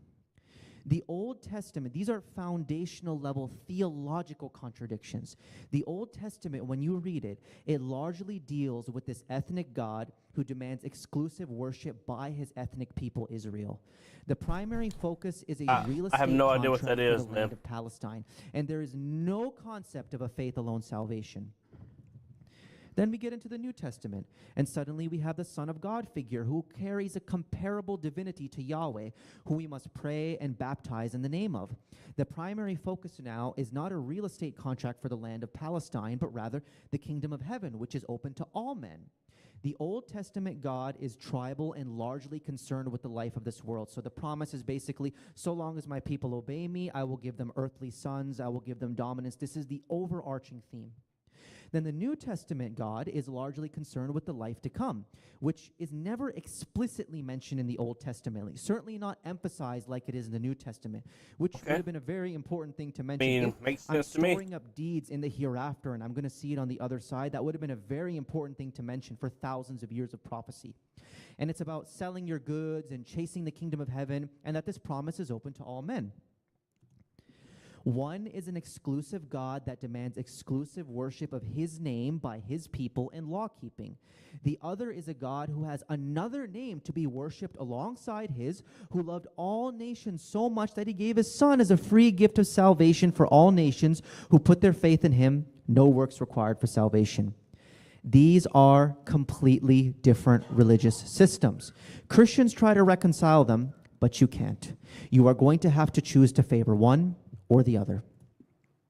The Quran, again, does not suffer the same fate. You want to debate again, Great because it Jam has versus single Strawberry authorship, Jam? it has the exact same message all throughout, which is worship one God, do righteous deeds, and inherit paradise. Or if you reject God, you get cast into hellfire for all eternity. And the references are on the screen for you if you wish to look into that. I don't like eating strawberries. I just You like may strawberries. not like the Quran. You may not agree with it, but you cannot deny its completely consistent message all the way through, certainly more so than the Bible. So my question for my opponent is today, if God did leave a revelation for all mankind behind, don't you think it would have emphasized the same doctrines and taught and emphasized it all throughout, the same exact belief system? The next thing we have to get into is anonymous authorship in the Bible. We are told that Moses authored the first 5 books with inspiration from God, but that it was Moses who penned them down, and that eyewitnesses authored the Gospels. And this is just not true. We can prove this. And again, the references are on the screen. You can look into this yourself. Genesis 12:6 implies the author lived in a time that Canaanites were not in the land, but the Canaanites were not cleared out till Joshua came along. Genesis 36 implies the author lived during a time Israel had kings. Deuteronomy 34, it records of Moses' death in the past tense. There's so many repeat narratives throughout the Old Testament, like the story of, let's see right here, of Jacob's name being changed to Israel. It's told twice with different narratives. The story of Abram at the time, his wife being married by the king, is told 3 times in 3 different ways. 3 times in 3 different ways means 3 different authors. And then, skipping down, we get to the anonymous Gospels. It is church tradition to say that they are authored by Matthew, Mark, Luke, and John, but nothing in them suggests that. So an example of this, how these are not eyewitnesses of Jesus. We have Matthew 4, verses 1 through 13, the famous story of Jesus being tempted in the wilderness. Jesus did not have disciples at that time. He was alone in the wilderness. Or when heaven opened up and it said, "This is my son in whom I am well pleased." Again, Jesus did not have disciples at that time. He was a child. This is a biography of Jesus, but this is not an eyewitness account. It doesn't even pretend to be. Yeah, Matthew could not have seen heaven open up on Jesus when he was a child, nor could he have seen the conversation Jesus had with the devil in the wilderness. The Quran, again, does not suffer the same fate. It is the same author all the way through. It is the perspective of God speaking to the believers and sometimes to the Prophet Muhammad. If we are talking about a book from God, which is the debate of today or tonight, it in fact is the only book that speaks in that way. God talking to mankind directly, not recounting a past event of a group of people and the dealings with their ethnic God, but rather God speaking directly to you in the evocative and to the prophet he has inspired. So my question is, if we don't know who wrote the Pentateuch, which is the foundations of the Old Testament, and we don't know who wrote the Gospels, the foundation of the Jesus movement in the New Testament, then why should I hang my coat on anything in your Bible at all? The next thing that deserves mention is the problems with Paul. In line with the fact that the Bible is so contradictory, we get to Paul, its most difficult contributor. Paul taught ideas completely at odds with both the Old Testament and even what Jesus says in the dubious Gospels we have today. Again, I don't have time for all the passages, but you can read them. Matthew 5. Jesus clearly taught that you need to work to inherit the kingdom of heaven, not this faith alone salvation. Absolutely not. You can go through Matthew 5. But whosoever shall do and teach them, the same shall be called great in the kingdom of heaven. That except your righteousness shall exceed the righteousness of the scribes and Pharisees, ye shall in no case enter the kingdom of heaven. But he that doeth the will of my Father. Therefore, whoever heareth these sayings of mine and doeth them, and so on and so forth, so on and so forth. I am not either. Now we're going to get down to this. So in Jesus in the Old Testament, there is no mention of this doctrine of total depravity, which is what Paul taught, or the hopelessness of trying to work for your salvation. Zero mention of this Pauline distinction of having faith without works of the law, which is foundational to Paul's message. And Paul says in Galatians 2:16, knowing that a man is not justified by works of the law, but by faith of Jesus, that we might be... I mean, they have a lot of historical text and stuff, Camaro, that you can put together what he's saying. Be justified by the faith of Christ and not by works of the law. For the works of the law shall no flesh be justified. This is over and over. The quintessential feature of Paul's message, the faith alone salvation gospel, is in direct contradiction with Jesus in the Gospels. Moreover, Paul's teaching of total depravity contradicts everything else we have read in the Bible. The Bible clearly acknowledges that righteous men have existed. So Paul teaches there is none, in Romans 3, there is none righteous, no, not one. There's none that understandeth. There's none that seeketh after God. They're all gone out of their way. They are all together become unprofitable. There is none that doeth good, no, not one. Therefore by deeds of the law shall no flesh be justified. Then we go into Genesis 4:7, interestingly, conspicuously enough. It says, if thou doest well, shalt thou not be accepted? And if thou doest not well, sin lieth at the door, and unto thee shall be his desire, and thou shalt rule over him. Isaiah 55:7, let the wicked forsake his way, the unrighteous man his thoughts, and let him return unto the Lord, and he will have mercy upon him, and to our God, for he will abundantly pardon. Ezekiel 33:10-16. I'm going to skip down, but it says, but that the wicked turn from his way and live, turn ye from your evil ways. For why will ye die, O house of Israel? There is no total depravity here. And then, of course, the famous passages in Ezekiel 18:20, my mistake, sorry. The soul that sinneth, it shall die. The son shall not bear the iniquity of the father, neither shall the father bear the iniquity of the son. The righteousness of the righteous shall be upon him, and the wickedness of the wicked that shall be upon him. Listen, there is no denying it. This faith alone, not justified by the law, no righteous man has ever existed. We all inherit original guilt and sin from Adam. This whole system is completely foreign to the rest of the Bible, including even the Gospels in the condition they are in today. You can only start with Paul and try to force read it into the Old Testament. Start with your conclusions and work backwards. You will never find the Pauline system native or indigenous to the Old Testament or the Gospels. I don't disagree, Therefore, Camaro. the question I pose is, if Paul contradicts so much of the Old Testament, and even the words of Jesus in the Gospel, and he is by far the most prolific author of the whole New Testament, more than all the other authors combined, or certainly comparable, why should I trust anything in the New Testament at all if its most prominent author is teaching a completely different religious system that was never heard of for thousands of years? My microphone's a lot lower than the gate. And lastly, I want to get into this. So Christians, they treat the Bible as if it is a revelation for all mankind. But it doesn't even treat itself like that, specifically the Old Testament. The Old Testament is the vast majority of your Bible. It takes up the bulk. And let's be real, whatever people wrote that Old Testament never had you or me in mind, 21st century non-Israelite people. There's so much, and I don't mean this to be disrespectful, but I have to be honest. There's so much clutter and baggage that clearly meant a lot to some people back in that geography and time, but mean nothing now. We all just skip over that when we're reading. We are debating tonight what book is God's revelation to all mankind. Christians treat the Bible as if it is a revelation for all mankind, but does it even present itself in that way? The Old Testament does not represent itself as God's revelation to mankind, i.e. God speaking to humanity. It is simply histories and narratives of an ethnic God chiding his ethnic people and promising them the land of Palestine. That kind of narrative doesn't even consider the rest of mankind. Endless people's names, place names, peoples that are never developed on, places that do not exist anymore and nobody really knows anything about. It's kind of like if any of you have any familiarity with the Hindu religions, the Mahabharata. The Mahabharata is known as the great legendary epic of India. And reading it is like getting your head dug into ancient India. It wasn't written for us. It was written for different people at a different time and a different culture. And the Old Testament reads in the exact same way as the Mahabharata, except the Middle Eastern version.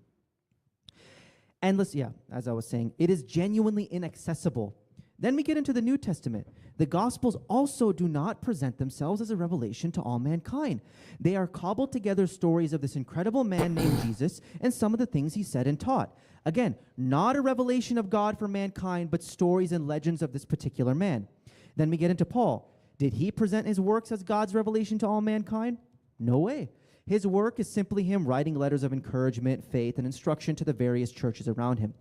Christians, again, they treat the Bible as if it is like a text message from God to all mankind. They'll tell you, read your Bible, but the Bible itself doesn't even present itself in that way.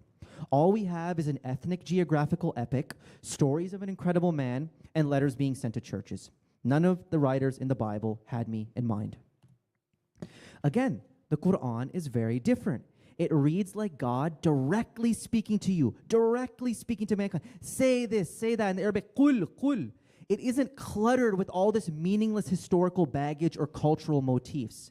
It doesn't read like getting your head dunked in the ancient Middle East. It is accessible, readable, and it transcends all cultures and speaks directly to mankind in the evocative style. Exactly what we would expect if God did truly reveal a book for all mankind to read and cherish forever. If it is going to be for all human history, then it must transcend and go beyond any specific time period in its message and style. Let me make it clear. My argument is not the Bible is racist, therefore it's bad. No. My argument is the Bible isn't even written for me. So why would I accept it as the message that God requires me to follow? Wouldn't it be more natural to incline towards the world scripture that is actually addressing me? So my question is this. If the Bible is truly the word of God meant for me to follow today, why do none of its many authors address me at all? Would God want me to follow a message that isn't even directed to me? All of these problems naturally lead into the Quranic mission. That is why God revealed this final revelation, to clear up the errors, lies, and confusions that men have put in. And we read in chapter 5, verse 48, God says that we have revealed to you the book in truth, confirming what that which is before it of the scripture, and as a guardian over it, muhaymin. So judge between them by what God has revealed, and do not follow their inclinations away from the truth.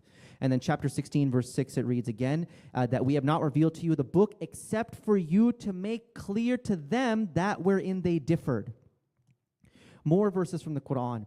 Chapter 27, verse 76, the Quran relates to the children of Israel, most of that over which they differ. 279, so woe to those who write the scripture with their own hands, and they say, this is from God, in order to exchange it for a small price.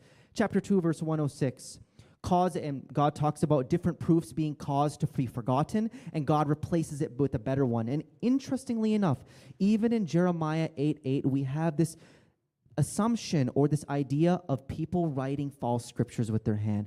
But behold, the false pen of the scribes hath wrought falsely. So distortions in the textual corpus.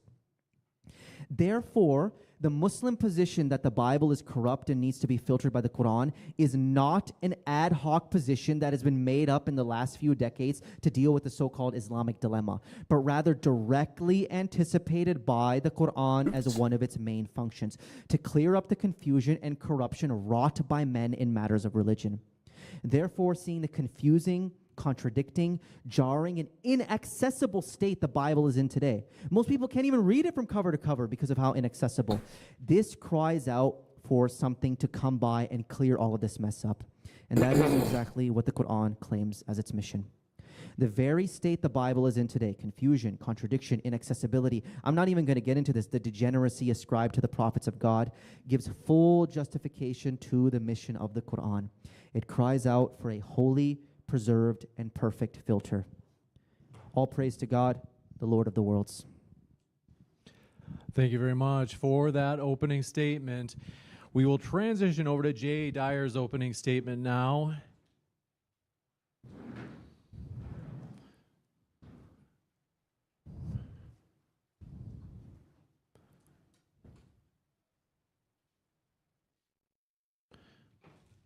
Then we'll continue our debate on the Bible or the Quran, which is God's revelation to mankind.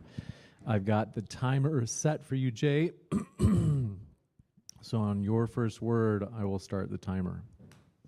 I hope y'all appreciate I wore my Dadcore ball shorts because I wanted to be ballsy in this debate. Thank you to Naeem here for.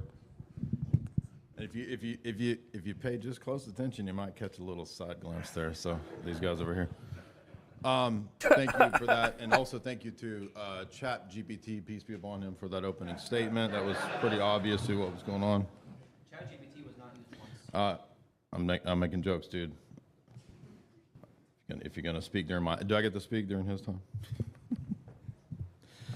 All right, so we're talking about Revelation. Of course, we heard some interesting stories there, but he didn't tell you the story about the origin of the Quran. And I will talk about divine revelation. If you're able to just move the mic a little bit closer. I will talk about divine revelation from our perspective, but I do want to talk about all the data that he left out in regards to his own position, which never told you about the Uthmanic recensions. If you talk about the origins of the Quran, we actually don't know the origins of the Quran in terms of the 7th century. There are some traditions that relate to later stories in some of the hadiths about what happened. Now, what's funny, and he also didn't tell you this, he comes from a Quran-only tradition, which is, according to some estimates that I saw online, really only a few thousand, maybe 10,000 people in the world that are known. So he's giving you the impression that he's part of this overall community that's the history and the world nation of Islam, or I don't mean the cult nation of Islam, but I'm saying the nation of Islam in terms of religion,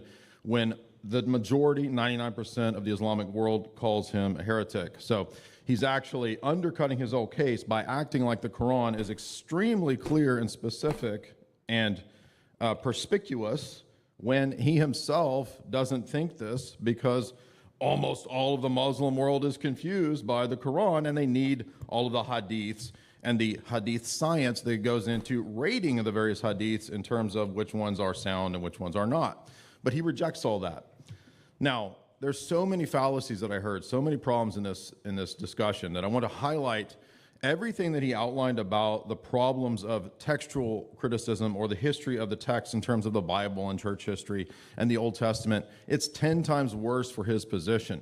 Since there were no clear unanimous traditions about the text at the time of Muhammad, it's actually the generations after Muhammad, particularly a figure named Uthman, who decided, sort of arbitrarily, to pick Zayd's version. And Zayd's version is interesting because we don't know exactly why that would be the one chosen. In fact, because of this dispute between Muslims in Syria and in Iraq, there were multiple variants. There were variants about the numbers as well of the surahs. So I'm going to be asking him questions as well. Since Uthman was not a prophet and was not ordained as a prophet, I want to know how we're supposed to know that the correct number of the surahs actually exists in the scriptures. Because the Quran itself doesn't tell us that, just like the Bible doesn't tell us what books go into the Bible. And I want to thank the excellent refutation of Protestant sola scriptura that he did. So when the Protestant that you're here to debate comes, let me know, because I would agree with you on most of those critiques. You should have done some research about what our position is, because it's not justification by faith alone. It's not any of the basic evangelical Protestant doctrines that ChatGPT told you about. So most of what we know about the Quran, again, historically speaking, is a cobbled together collection that's about 30 years after the actual time of Muhammad himself. Muhammad, as you probably know, was not able to read and write, and so he is not the one that's actually doing the writing or recording the message of God. It's actually later generations. And most scholars will admit, and again, he likes to appeal to liberal scholarship. Of course, liberal scholarship is no friend to the Quran either. They will all date these things very late and point out all the tremendous amounts of skepticism that go into figuring out exactly what happened in these centuries. Muhammad died in 632, and thus there was no written Quran, but Abu Bakr was the caliph of that time. Zayd, as we said, had a written copy, we're told, but this written copy was hidden under a bed of one of Muhammad's wives for 20 years. But just trust us, it's there, it's good. It's the whole thing, I promise. Not only do we not know if this is the right copy, maybe this was somebody's diary under their bed. We don't know, right? It's all arbitrary. There's another problem, and that is that most scholars believe that there were not specific dot and vowel indicators at that time for Arabic for correct pronunciation. So just having clear texts would not necessarily tell us the right pronunciation. And again, if you're speaking to a lot of people who are hearing things orally, we wouldn't necessarily know if they're actually understanding correctly the vowels and so forth, how they're being pronounced, to get the right terminology and the right meaning.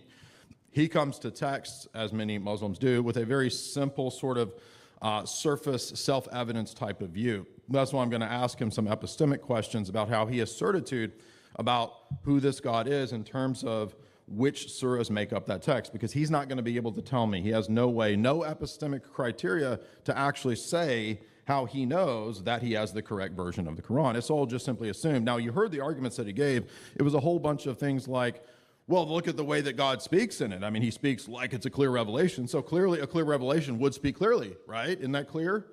That's all begging the question. That doesn't tell us anything. Con men, religious grifters have for centuries, for millennia, used all kinds of tricks like saying, well, it's clear, it's obvious, it's simple. This is another fallacy. The appearance of something being simple does not have anything to do with it being true or false. You can have simple errors. You can have simple mistakes.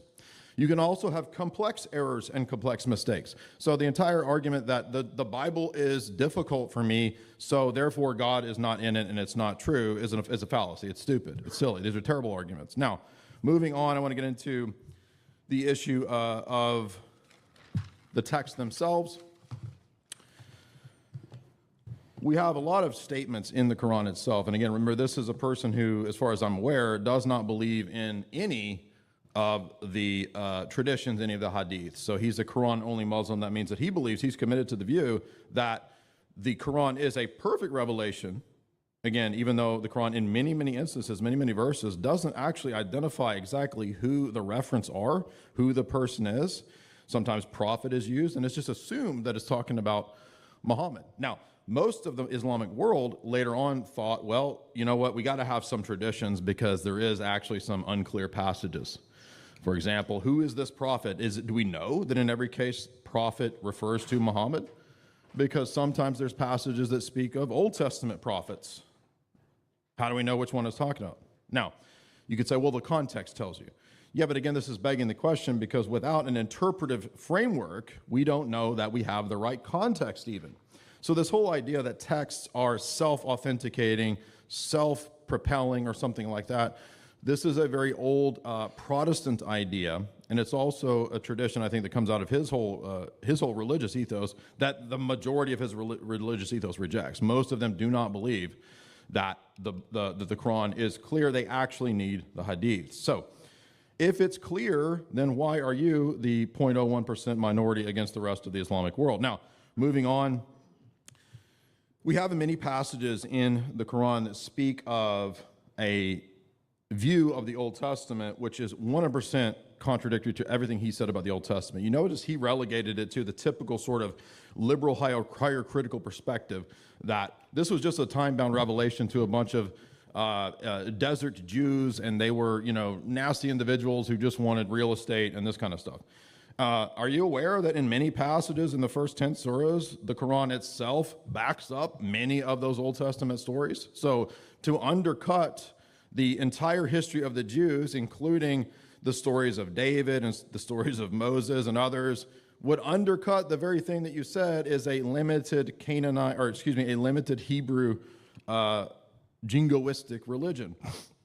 It makes no sense. We are told, for example, in Quran 2, it says, although they used to pray for victory by means of the prophet over the polytheists, when then came to them a book from Allah, they recognized and they confirmed the scriptures that they had in their hands, and then they rejected it. So may Allah's condemnation be upon the disbelievers.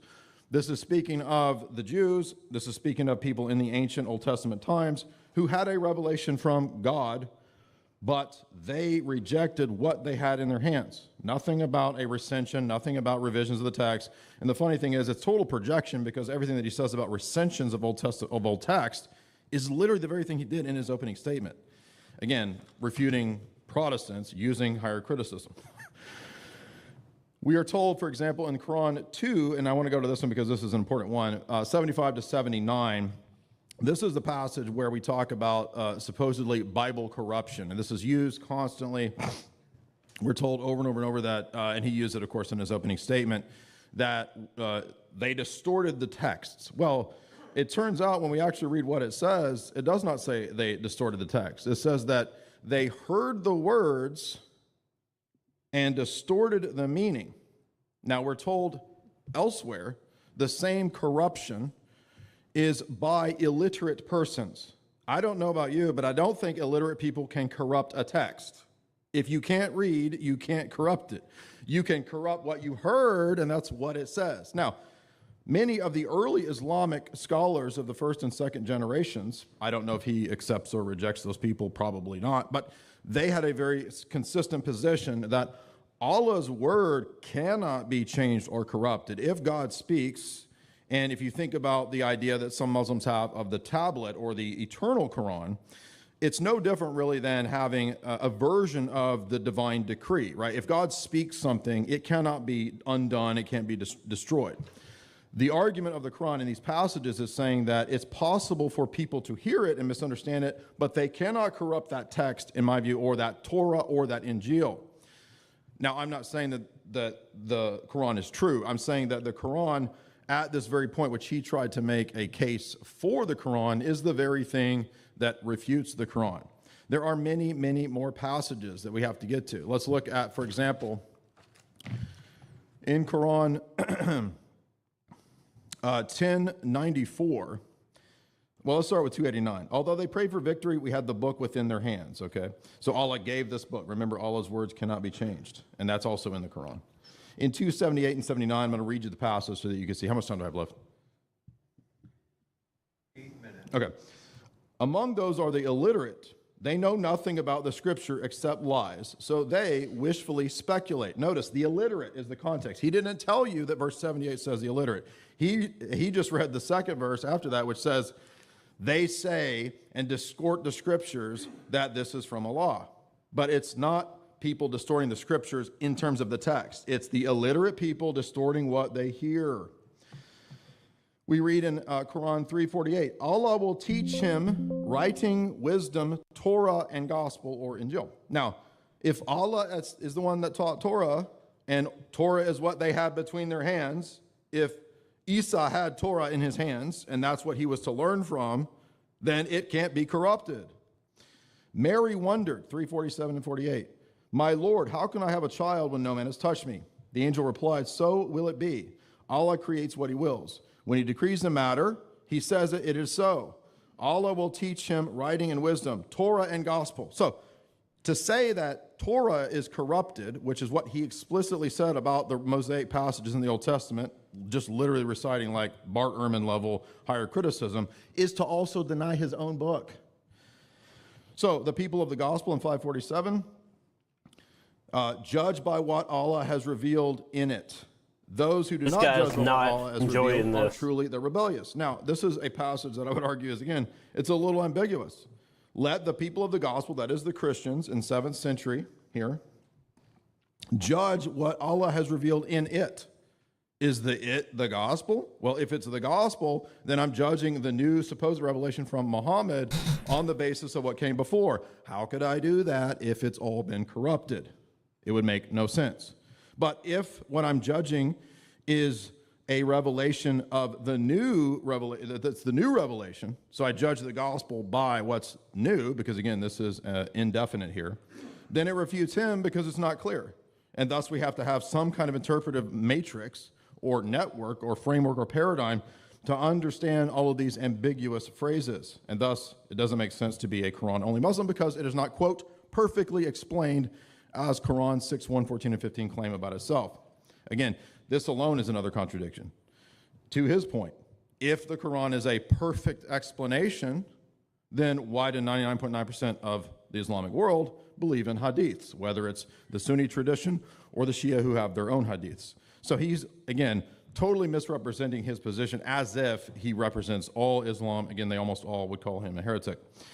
Now, if we go to 5:46 and 47, it says, then in the footsteps of the prophets, we sent Jesus, son of Mary.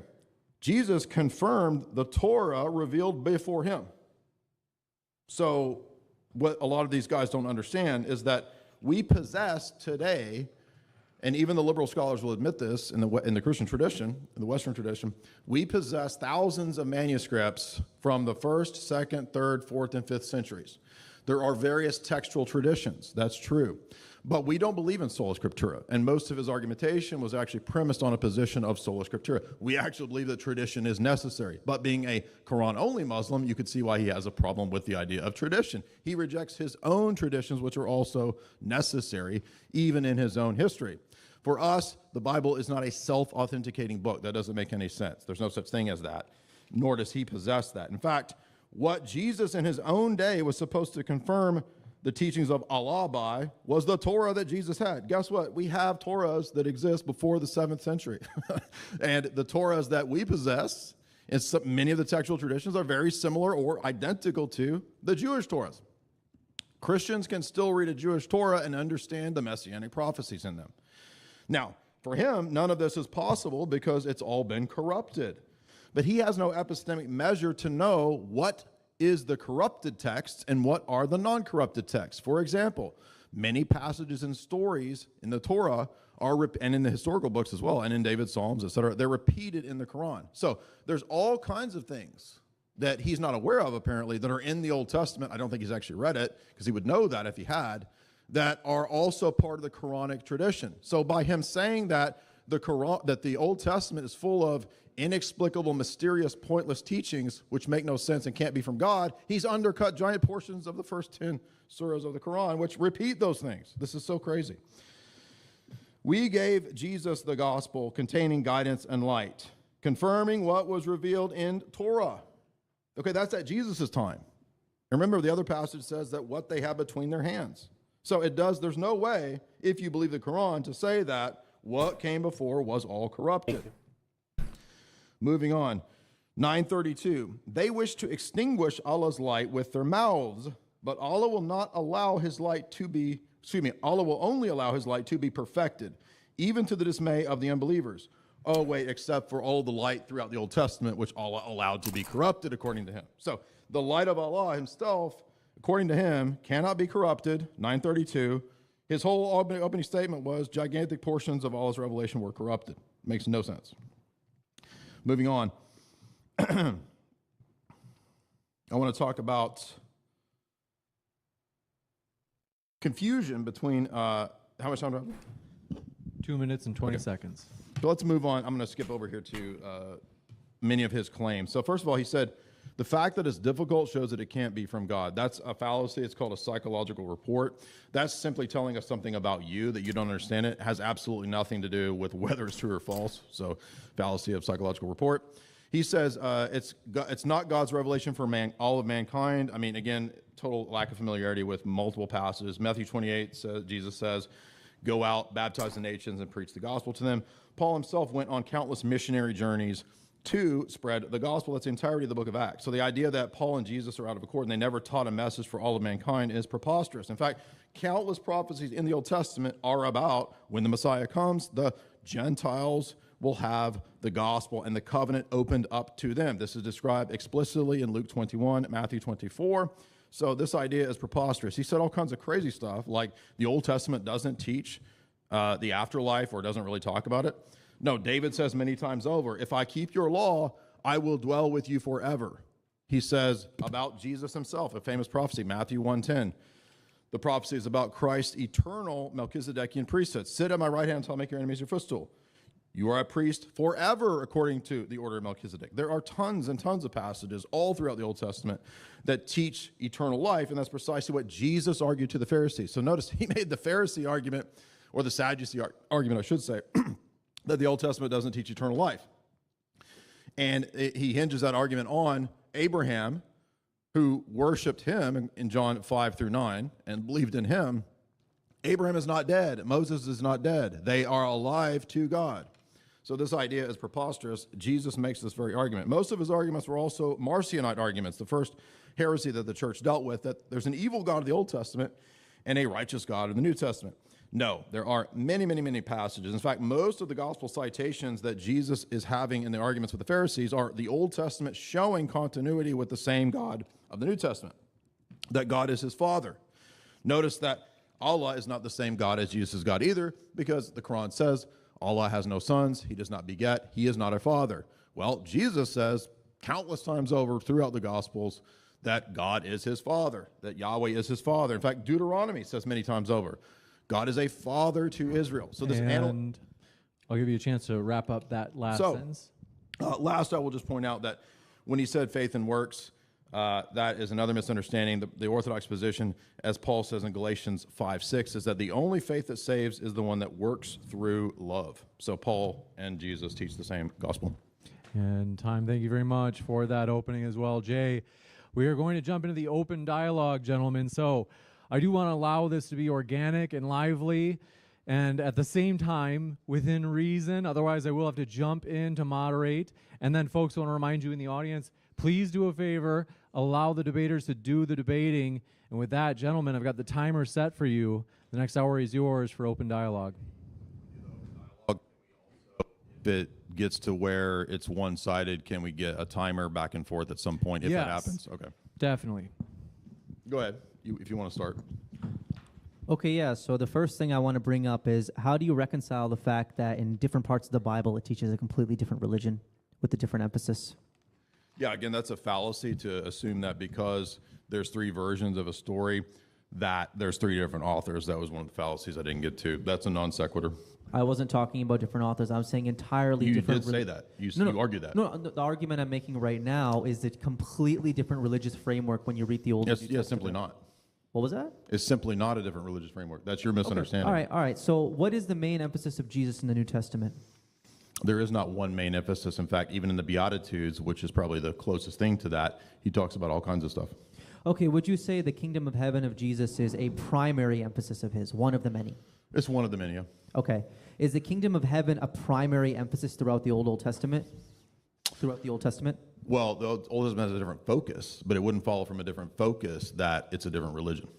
So the main emphasis, or one of the quintessential features of Jesus' message, is not at all a quintessential feature of thousands of years of prophecy. Well, given that the Old Testament's quintessential message is the coming Messiah, they're going to be looking forward to the kingdom that he brings, which is... I don't know if you still hear it or not, Camaro, but this is when it gets interesting, when you get through the open dialogue, or you get through the opening statements, get into the back and forth. This is when it gets really interesting. a spiritual kingdom.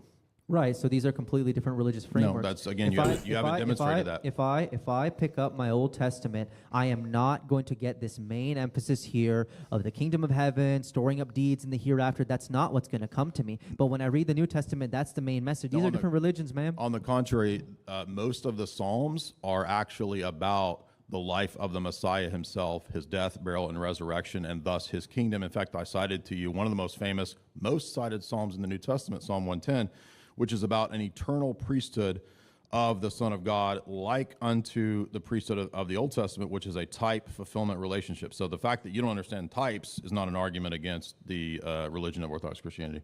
So essentially your position is that regarding the kingdom of heaven, God was essentially giving us types and shadows and sort of teasing us, and then finally giving us the full revelation later on. It's not teasing, it's a pedagogical device for an ancient world. Bro, I Could you explain understand that to me?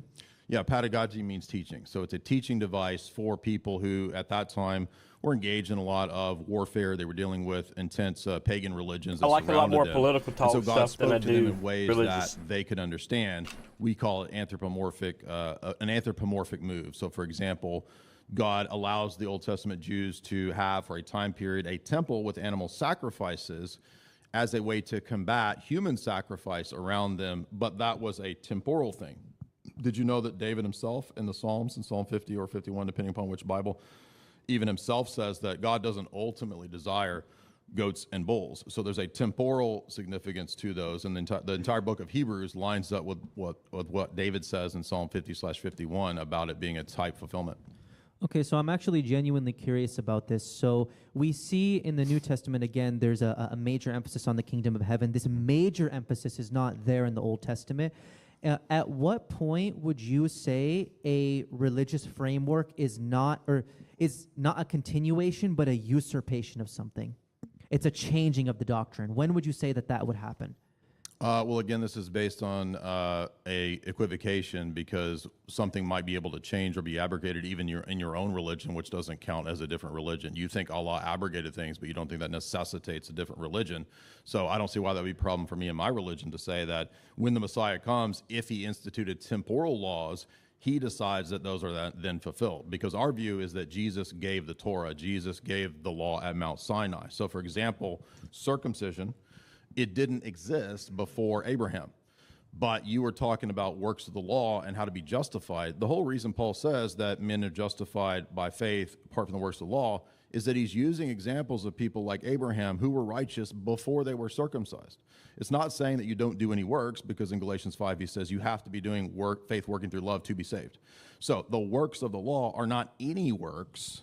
They are specific Judaic temporal commands that even the Jews didn't think for all the religions. You're taking this over the hills and far away. If you're able to move your mic just a little bit closer, Jay.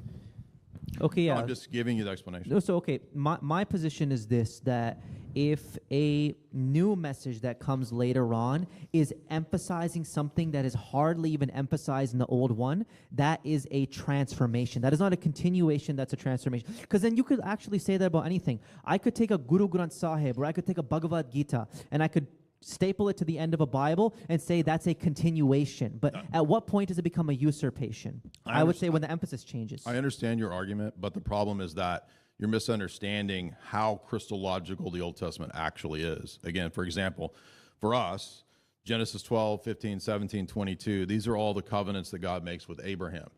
For a Jew, that specifically just refers to Judaism. For us, those are literally all about the Messiah. Why? Because the promise says that to the seed of Abraham, this seed will open up the worship of the God of Israel to all of the Gentile nations. So the worship of the God of Israel will be from the sand of the sea. It will be like the sand of the seashore. It will be everywhere. He says all the tribes and nations and tongues of the earth will have members that enter into this covenant. So I'm just giving an example of something that you might think is supremely Judaic, the Abrahamic covenant. And for us, if you read Galatians, it's literally just about Jesus. So the same with the animal sacrifices. Those are all about the kingdom. And I'm not trying to monopolize the time. You can say whatever you want after this. Last thing I want to say is, when we say kingdom of God, we actually believe that that is the divine liturgy. So if you go to Orthodox Church, to the divine liturgy, we believe that is the heaven that's now on earth. So the type of the temple and the synagogue is fulfilled in the divine liturgy of the Orthodox Church. That's the type fulfillment. That is the kingdom. So for us, all of that stuff is literally about the kingdom. So the whole Old Testament is about the kingdom. Okay, I'm actually genuinely curious about that. So the Orthodox believe Jesus has already returned because the kingdom is here? No, we believe that there's two returns. There's two comings. Jesus comes back twice. Right, and this is why, for example, there's so many passages that speak of a suffering Messiah in the Old Testament. For example, in Isaiah, the famous Isaiah 53, 54, Jesus coming in humiliation on a donkey in Zechariah. For us, those are his humiliation, and then the kingdom is where he reigns when he ascended. So for us, in the book of Acts, he ascended at the beginning of the book of Acts.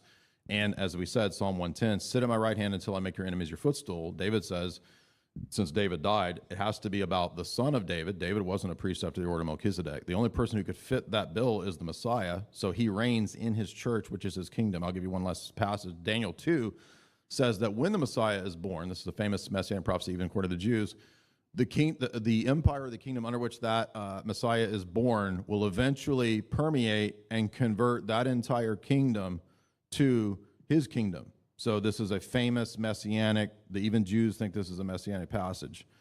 We're saying when Jesus came under the Romans, that empire eventually got permeated and became the tree that all the birds nest in. That's one of the images of the kingdom in the Old Testament, but there's many. Okay, so I didn't get a clear answer for this. So I'm just saying, and I know the Orthodox, they don't believe in faith alone, but I believe Paul absolutely taught that. So this faith alone, salvific, kingdom of heaven, sell your possessions, chase after the kingdom of heaven, this belief system, do you think that it is a native and indigenous thing to the Old Testament? And if so, where do you justify the Orthodox position is that anybody who is ever saved, whether it's Noah, Abraham, Moses, they all are saved because they put faith in the coming Messiah. The only difference is that we look back and we already know who he is. They were looking forward to his coming.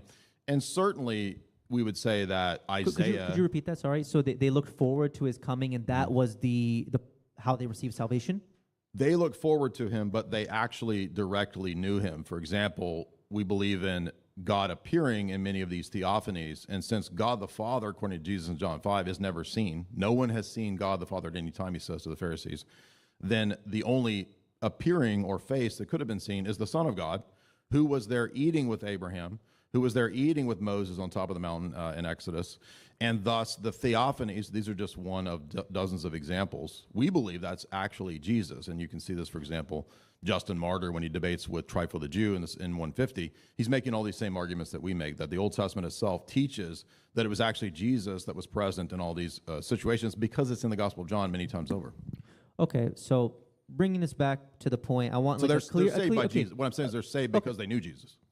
Okay, I missed that part in the Old Testament, that these men were saved because they anticipated the coming of the Messiah. But they also at times ate with him and knew him personally. That's yeah, what I'm saying. I missed that part in the Old Testament. I've They're read called it cover to theophanies. cover. They're all over the Old Testament. Yeah, no, that me having faith in the future Messiah, that this would be what earns me my salvation. I missed that part. No, I I'm not- understand that Christians argue for theophanies and No, no. whatnot, but that is the program of salvation. Again, I missed that. So in Romans 4, for example, Paul does not choose Abraham's point of salvation to be when he's first Hello? called in Genesis 12. In Romans 4, Paul cites Genesis 15, which is 3 chapters after Abraham has already been doing good works. Hello? So I'm giving you an example of where Paul doesn't teach justification by faith alone, because if he did teach that, he should have and ought to have chosen Genesis 12. But he didn't. He chose Genesis 15, which shows that Paul and Orthodox, we don't conceive of salvation Hello? as a single one point in time. There's a Hello, Clarice. How you doing, buddy? Doing all right. How are you? I don't know. You having a good time? I'm tired. You're tired. Yeah. I'm old, bruv.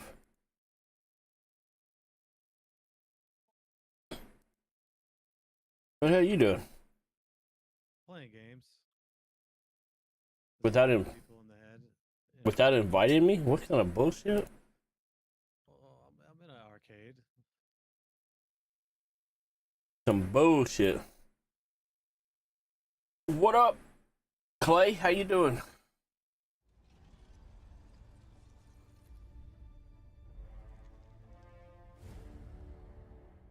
All right. Vinny, your question of the day. Do you like jelly or jam better? Do I like jelly or jam better? Yep. Well, that depends. Okay. Well, make it undepinned. Clay says jelly. Camaro says jelly. Where are you at? Well, what am I? No, they said jam. They said jam, not jelly. What? What are the circumstances? What food is it being prepared with? I might just have spoonfuls of jelly or jam. No, I mean, you can put it on. What is your go-to? I mean, But that's what I'm saying. It depends on the occasion. It depends on the food group being paired with it. I can't just willy-nilly go around selecting jellies and jams. what do you? That's just simply not true, bro. Maybe for you. All right, say something again. Maybe I turned you up. Hello? Oh, yep, that's better. I mean, so what would you eat jam on?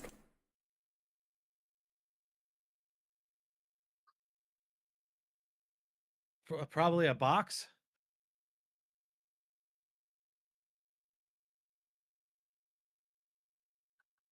Excuse me? Like a box or something, or maybe a chair. Am I being trolled? Am I being punked right now? Oh well, you asked me what would I eat jam on. I'm being punked. Like maybe a chair, or maybe some type of square apparatus. Okay, Camaro says jam on an English muffin. Okay. So Yeah, so if I'm making a peanut butter and jelly sandwich, it's a jelly. It's never replaced with a jam. Right? okay. But if I'm doing like a bagel with cream cheese and the other side is getting a little something, it's gonna get a little jam.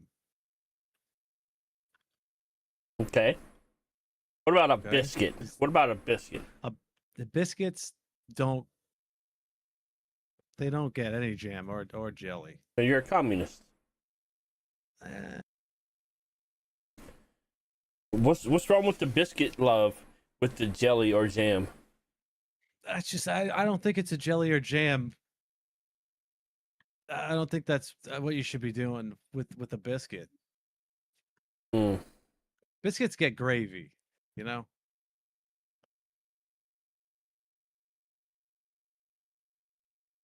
I mean, if you're putting jam on biscuits or you're putting jelly on biscuits, you're probably fat. If you're putting gravy on biscuits, you're fat. What are you talking about? No, but that's where the gravy belongs, on the biscuit. What are you talking about when you say gravy? I'm talking like a brown gravy or like a turkey gravy. No. Brown gravy. Or maybe even a white gravy. How about that peppered white gravy? That stuff's pretty good on a biscuit. Exactly, jam? Camaro. I don't McDonald's Big Breakfast comes with biscuit and strawberry jam. So yeah, and who does McDonald's sell food to? Everybody that shows up and orders it. Who is their demographic? People that show up and order it. Who happen to also be a little chunky buns. No. Not everybody. Well, not yet, but soon they will be. Because they're over there eating fucking biscuits and jam. You lost me when you said brown gravy on biscuits. That's just nasty. Brown gravy on biscuits. Just terrible. That sounds absolutely terrible.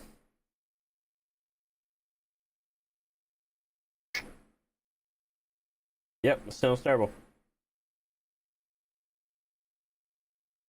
Now I could go for some like a white sausage gravy or something, but brown gravy, the same kind of gravy that you put on a like a turkey or something. Yeah, no, that's terrible.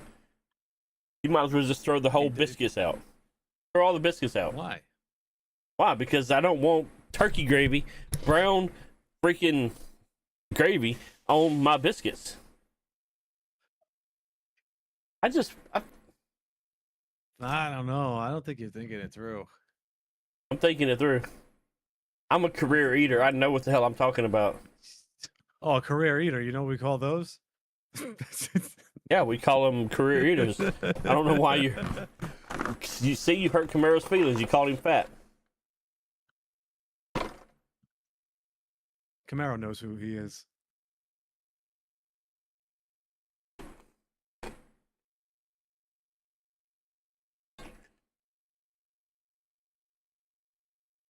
What are you doing? There's something to be.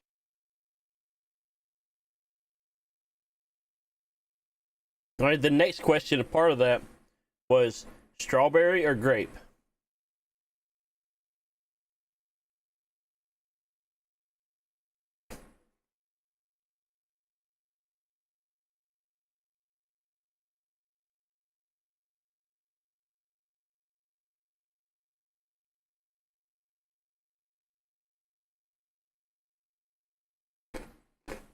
This motherfucker.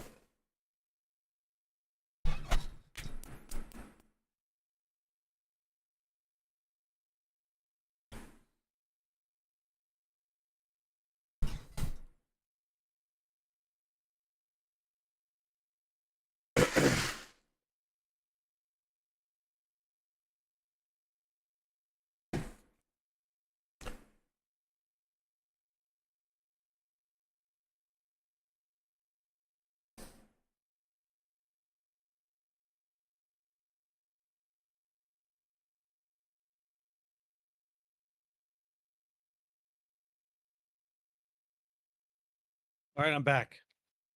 All right, the next part of that question: strawberry. Yep. Or grape.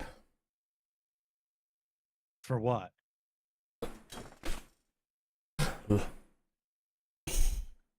Lord for of jams mercy. Or for jellies. For either one, what is your favorite, strawberry or grape? You're really overthinking this. No, I think you're underthinking it. I think that's why you're stuck over there eating fucking biscuits and strawberries. Nobody eats biscuits and strawberries. The fuck are you talking about? You said you put a nice strawberry jam on your biscuits. What do you think strawberry jam is? You think it's magic goo? Yes. It's delicious magic goo. Okay. That is made of strawberries. No, it's not. Dude, you're definitely underthinking, I think, most things. You got to answer the question. I think All you're right. an overachieving underthinker. That's what I think is going on here. Good Lord. All right. You got a jam. Is it strawberry or grape? Strawberry jam.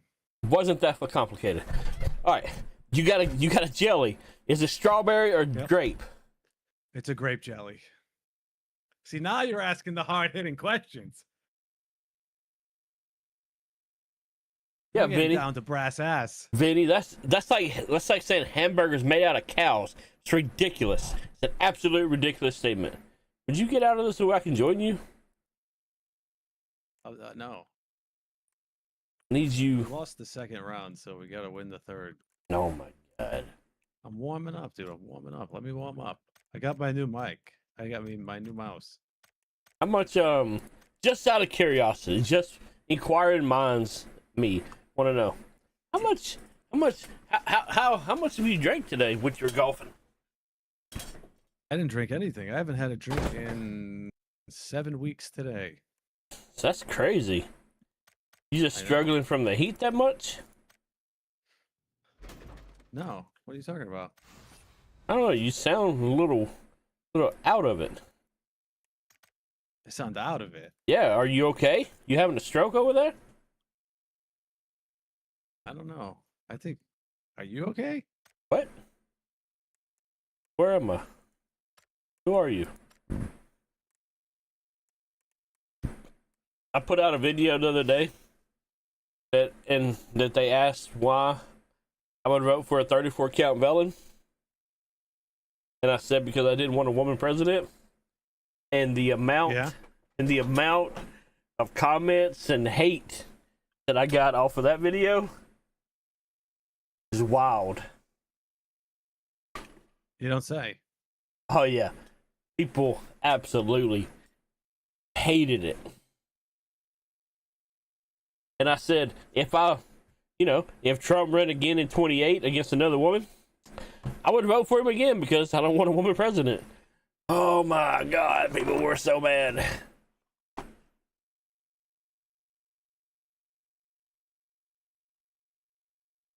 Vinny's changed so much, he's a changed man. You gotta start calling him now. I'm gonna start calling him a little bitch. He's a quitter. He's a quitter. What? He's a quitter. Nobody likes a quitter. What are you on about? What? What are you on about? You are You're a doing all this quitter. talking. You're saying a whole bunch of nothing. You're a quitter. A quitter? A quitter. No. I've never quit anything. Well, apparently as of now, you quit drinking. No, it's just a leave of absence. A leave of absence? A leave of abstinence.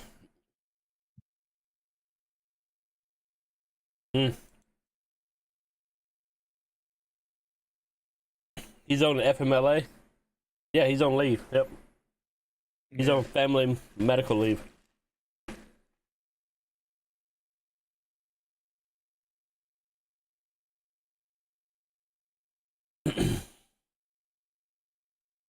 What about you, Edwin?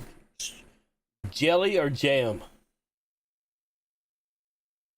And then strawberry or grape for each one. Since I blew Vinny's mind over here. I think you did not blow my mind.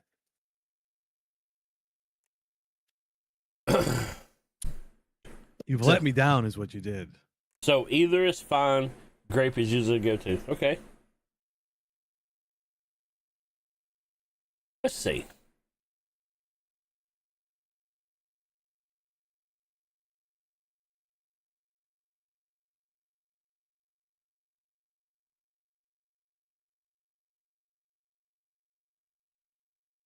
No, that looks terrible.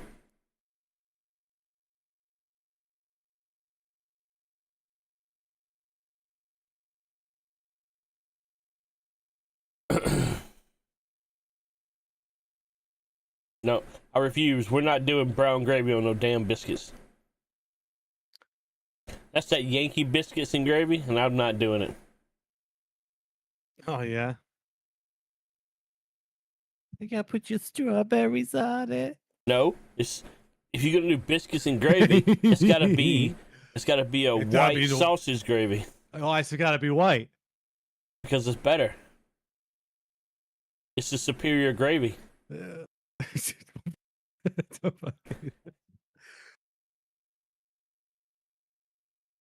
But sometimes, sometimes I like to dabble with the little chocolate gravy, little dark gravy. But I'm never going. I picture you and your little Mississippi friends gathering around a fire, wearing pointy little white hats, going, "White gravy, white gravy," making crawfish, dude. You assume that I have friends. I don't have friends. I have riders. I have co-riders. Friends. What is friends? All I know is that I'm fat. Well, yeah, Meryl. That's what happens when you eat the entire buffet at your wedding. Oh damn! I would have helped you if I was invited.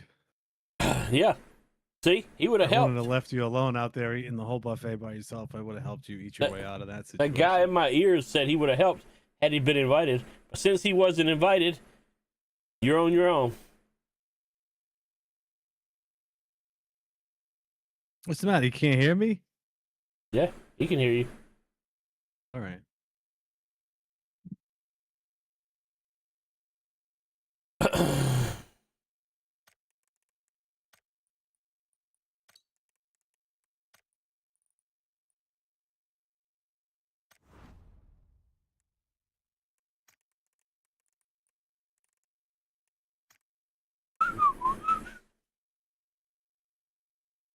Needs to be butter on the biscuits or toast. Butter on toast. Okay. I can tolerate butter on toast. Yeah, see, I'm not really a jelly on toast guy either, or jam. I don't put anything on toast but butter.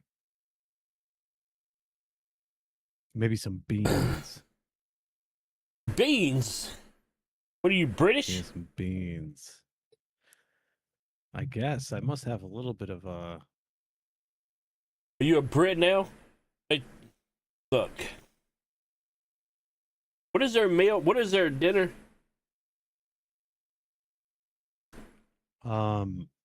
What's what dinner? Yeah, British beans on toast. Yeah, that's the thing. Sure is. Beans Look. on toast is like a breakfast. Yeah, it's a British thing. That looks terrible. See, what I like to do is I like to have a little thing of beans on the side, and then I'll dip my toast in it. And I'll scoop the beans out, and I'll take a bite. What kind of beans? These are just like regular freaking. Yeah, I do like the baked beans. Our beans are a little different than their beans, which Yeah. is why I think it's really not that bad of a choice. Because toast with like baked beans with like a little bit of the, a little bit of the the sauce that they sit in. I ate this growing up. But it was my struggle foods. It wasn't something I was gonna be like, man, I sure can't wait to get home and have beans and toast today. It's not a thing. This is what I ate whenever I was like, oh man, sure would have been nice to got paid this week. Well, beans and toast it is, Go buy some of them damn dollar, or at that time, 69-cent bar-ass hot dogs, and we can have some beanie weenies on toast. Oh, the Vienna sausages, dude? No, the little bar-ass hot sausages. Not the Viennas. There's nothing more poor than going to your cupboard to smash some Vienna sausages, dude, because it's all you got left. Well, Vienna sausages. I've been there, big dog. Oh my god. It's like eating cat food to fucking survive. Here's how I eat my omelet. The toast is cut into halves. I slice my jelly, cut my omelet into fours, and then put a portion of my toast and then eat it like an open face sandwich. All right, Edwin. All right. You just Wait, have, what did he say he did? all right. He takes an omelet, right? He takes an omelet. He takes his toast and he cuts it in the All right, takes the he toast. cuts his toast in half. Okay. Like in a triangle, or is it a triangle or is it straight down the middle? is this a diagonal cut, or? Good question. It's gotta be a diagonal cut. There's no way. Usually a triangle. Okay. And then That's my boy. And then he jellies a slice, right? Okay. He cuts his omelets into fourths, 1/4. Wait, are we mixing eggs and fucking jam right now, or jelly? Yeah. What are you talking about? I'm out. I'll be back. I gotta take a shit. Of course you do. Why would you not? Get out of the match, bitch. Look, I don't think he likes your idea, man. I don't think he likes the toast and omelet together. And the jelly.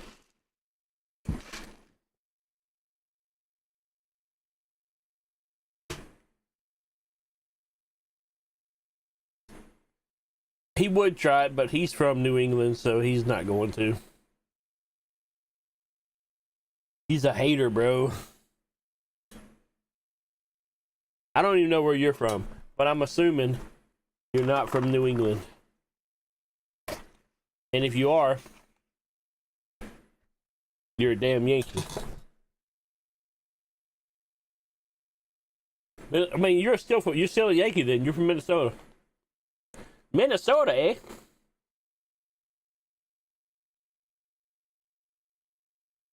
You might as well say you're from Canada.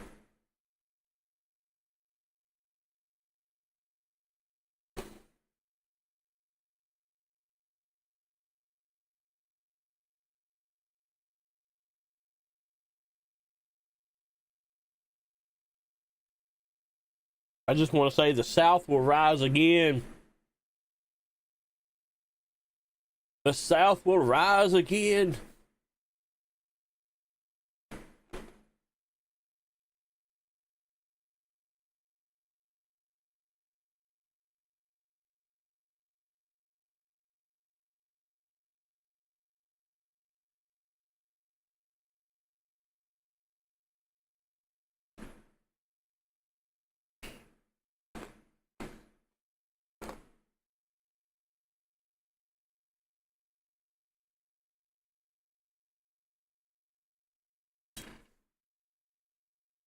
I love it so much I will never wear. I only wear red.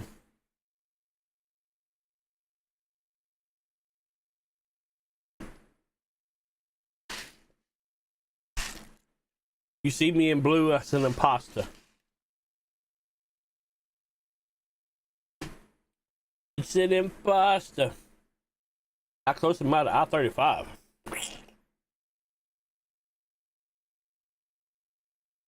The hell is I-35?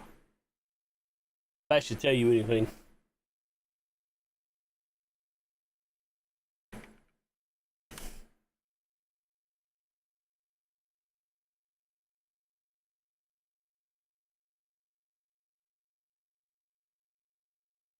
Shit, a long way. A long way. That goes through Dallas, San Antonio.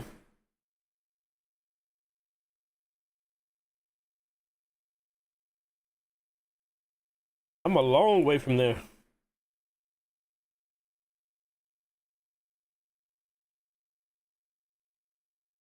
I'm over here.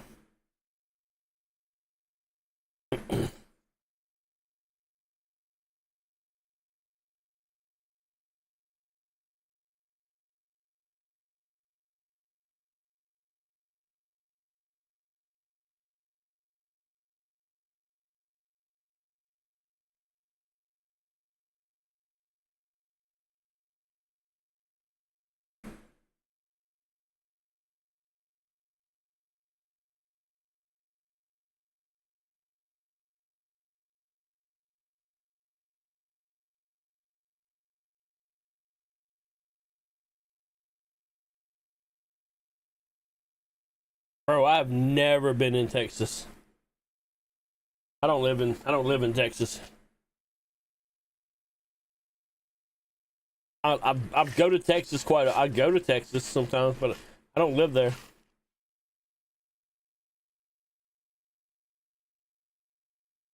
If Vinny told you I was in Texas, and he definitely lied.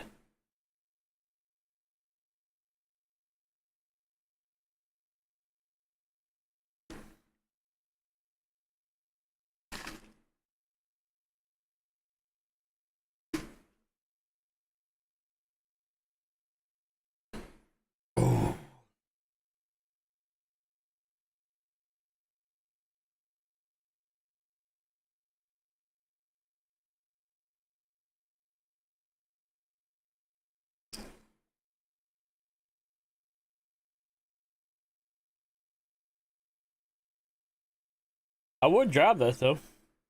I just don't want to go all the way over here to get on it.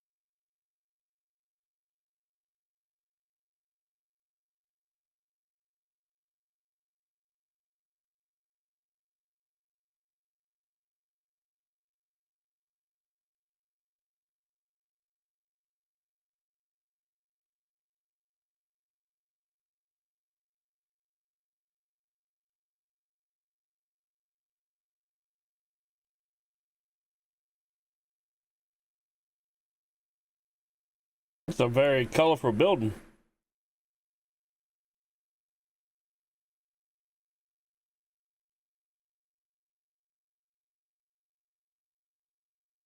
Interesting looking building there.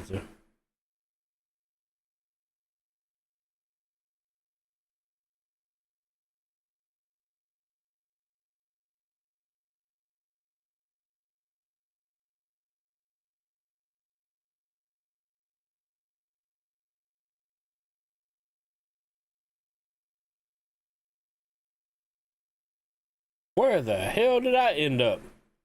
What the fuck?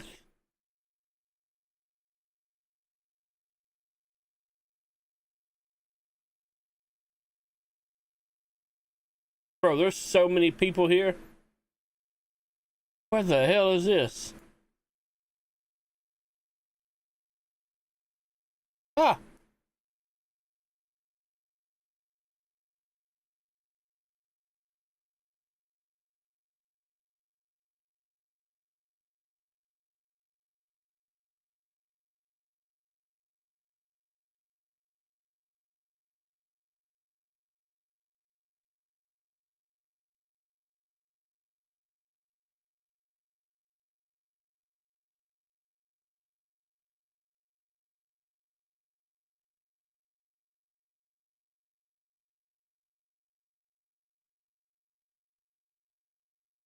this like a refugee place? What the hell's going on here? This is wild.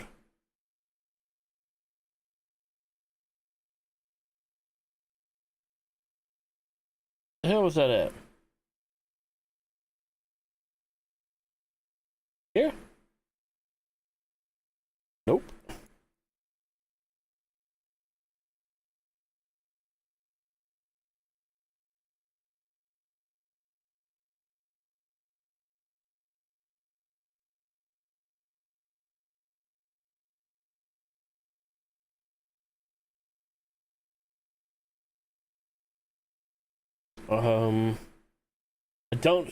I don't remember where I was at.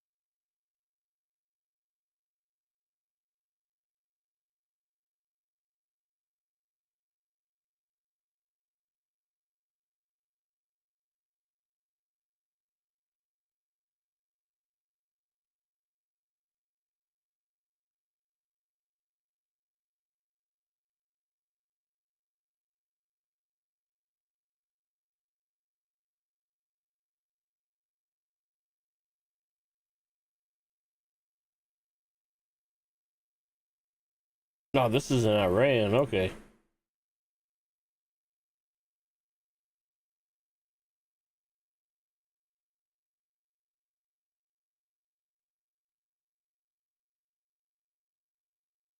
That's pretty.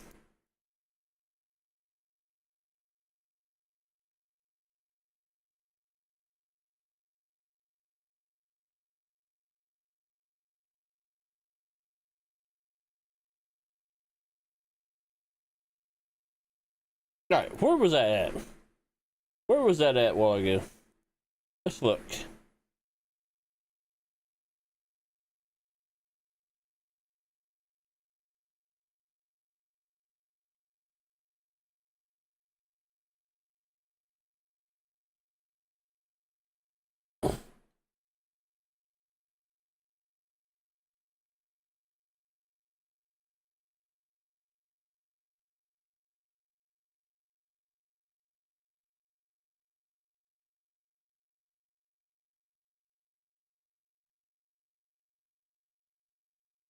Shit.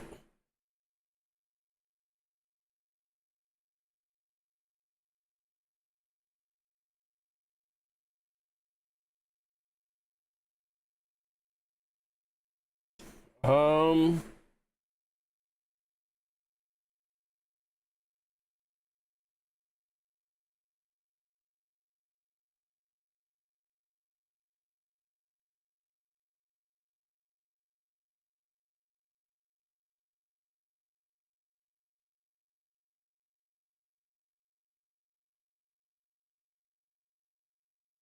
Nope.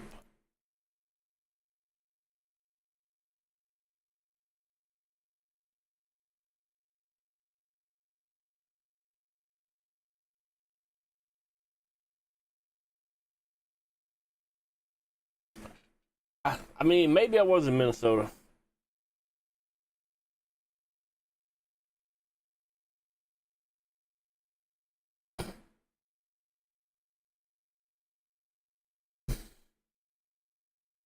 All right.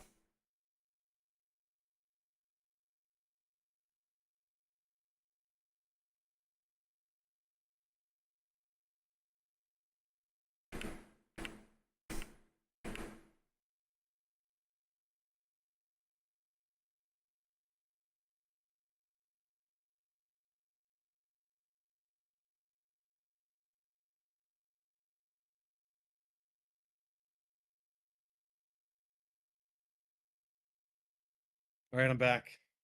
Welcome back. Are you ready to play some games? Yeah, I'm trying to figure out where I was just at.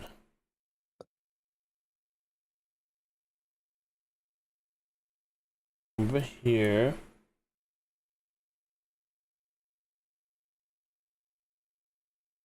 There it is. What is this what is this place? That place is wild, bro.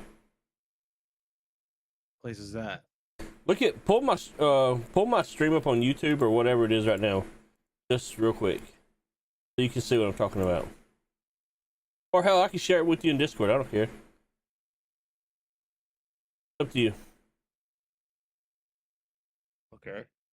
Which one do you want to do?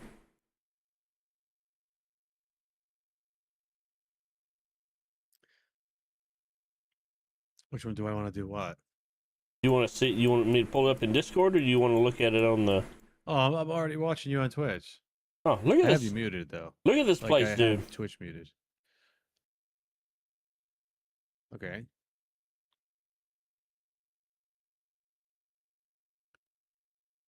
You see all these fucking people, dude? Yeah, it's a festival. That ain't no fucking festival, bro.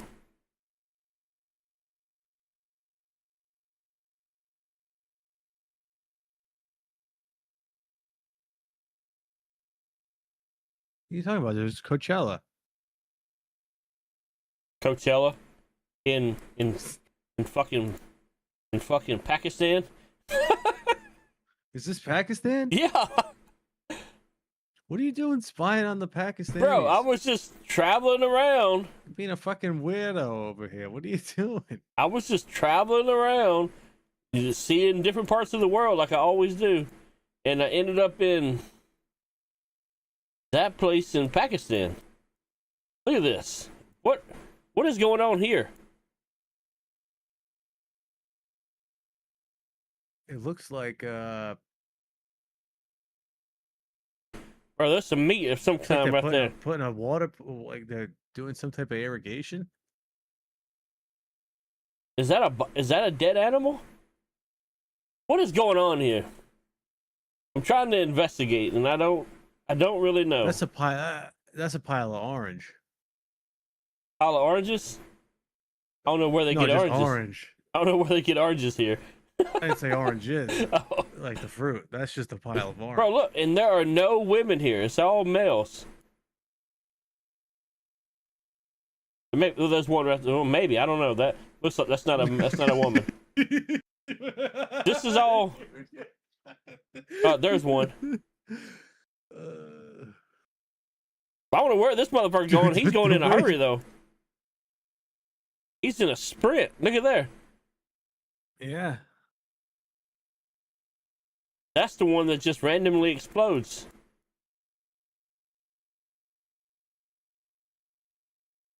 This is crazy. Take a picture of me while I'm taking a picture of you. Get out of here. Bro, this is the most insane thing I've ever seen. That guy's taking a picture of that guy taking a picture of you. What's up with that? This is the craziest shit I've ever seen, bro. This is some wild shit. Dude, you can see people in the back of that guy's head. Oh, yeah, right here? No, look to the right. Look at it. Oh my god.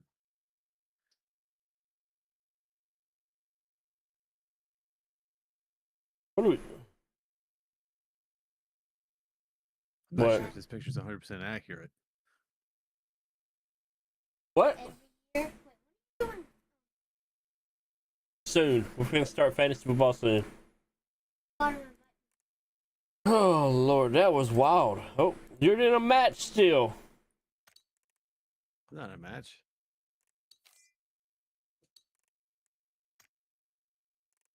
We're going to add you and Peyton, and then we'll figure out who else is going to join. Okay? That was actually, I believe. No, we've been saying that every year. What? My first pick's gonna be Bobby Lashley. Huh? Jake Ferguson, CeeDee Lamb, Dak George Pickens is on franchise tag. Devontae Williams. On the defense. It doesn't matter. I know who the defense is. John Gary, Kenny Clark, Miss Rocky, Quinn Williams, and whoever we need.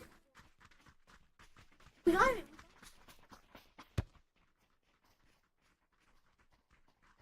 And if we still in Micah Parsons.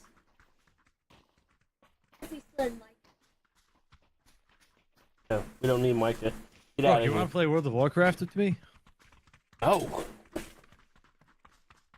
I don't have World of Warcraft. You should get it.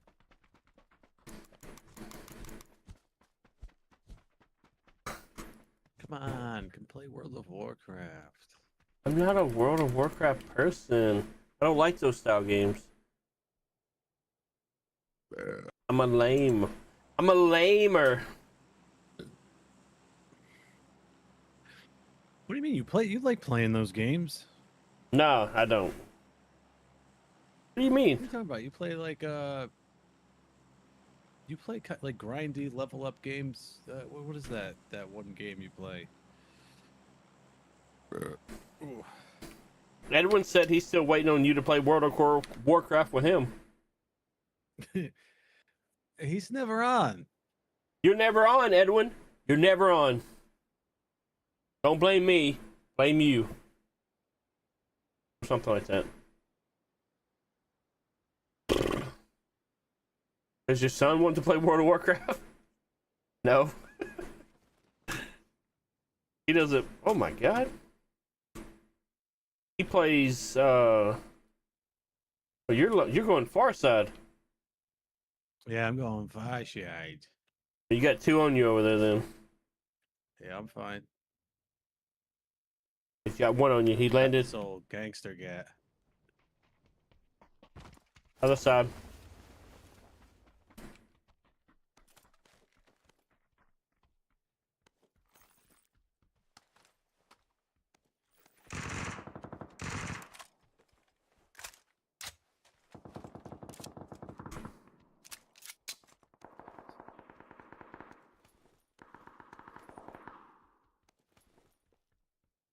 Now, I'm gonna be playing a little bit more World of Warcraft soon. Why? I've been missing it.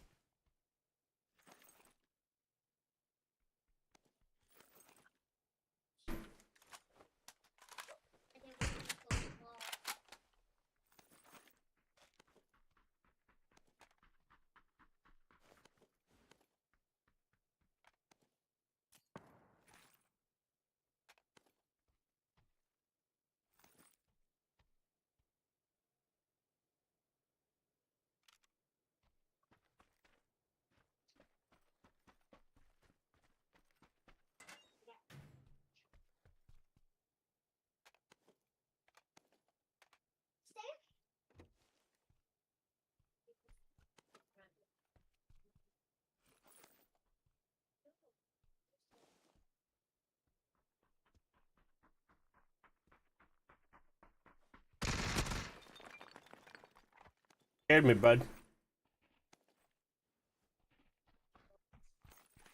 I make you nervous? Oh shit! My guy's a real freaking person here, dude. Where's he at? I thought it was all bots. I don't know. He must be like up in the. He's up on the roof.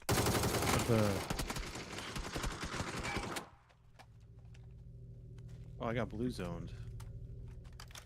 Holy giant blue zone, dude. I'm gonna bleed out.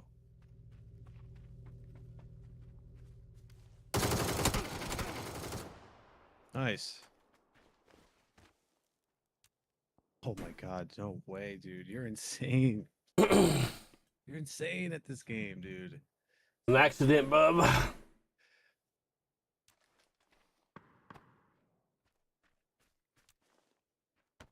Little rat.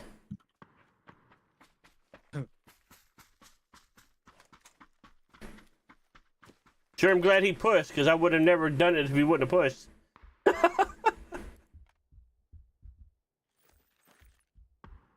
You know what I mean? So we're yeah. Where is he? Right here, on the ground.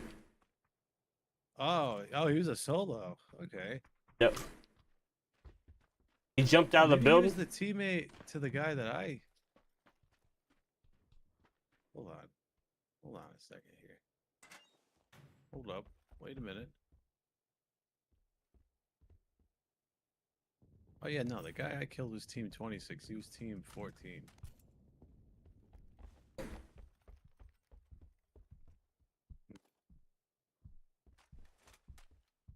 Don't worry, bud. I will be. Hey, Dyer, he just joined solo. I will be your hero, baby. No, he's just solo queuing ghosts or something.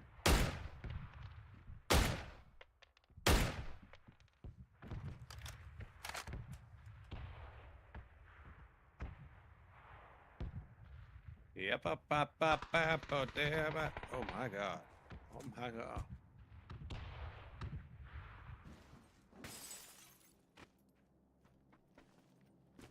Where's that guy at?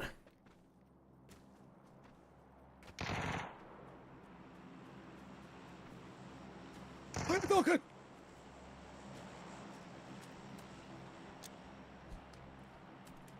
He's in heaven now. Oh shit, I can't see.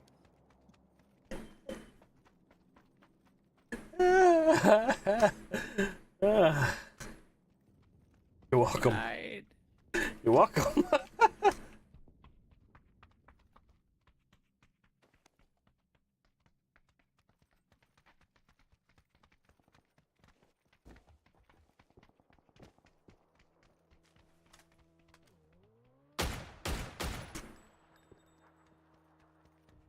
Oh, he's going for these drops, dude. He's going for these drops. Oh, yeah. Oh, yeah, bud.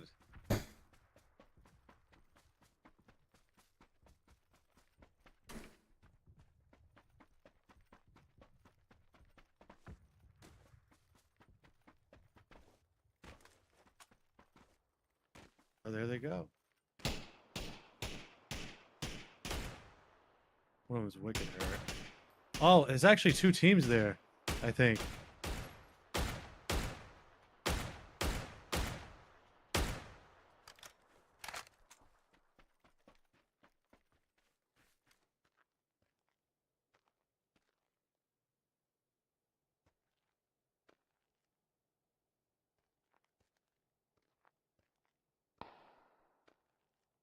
They pushed back to the hill.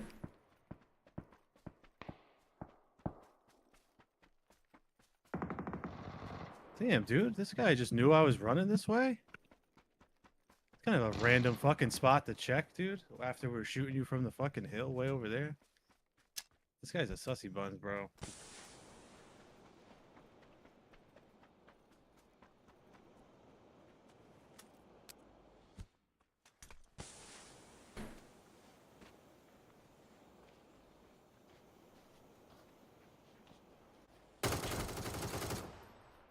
I'm crawling.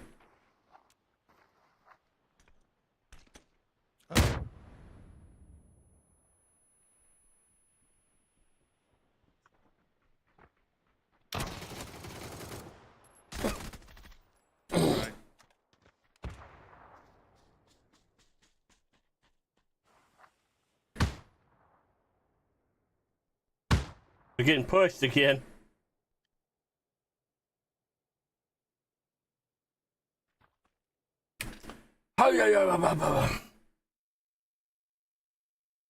I mean, I secured the knock. So I was doing my part. Yeah. Yeah, I mean, dude, I did a 100-meter wide right wrap to get into their complex. This guy comes directly to the wall and peeks directly at me. Yeah. Never saw me in first person. Just goes right to the one spot at the wall and is just immediately looking directly at me. Be jamming. More like be cheating. We be jamming, bud. He'd be jamming that keyboard in his ass. Oh. Aggressive. I'm sorry. I'm sorry.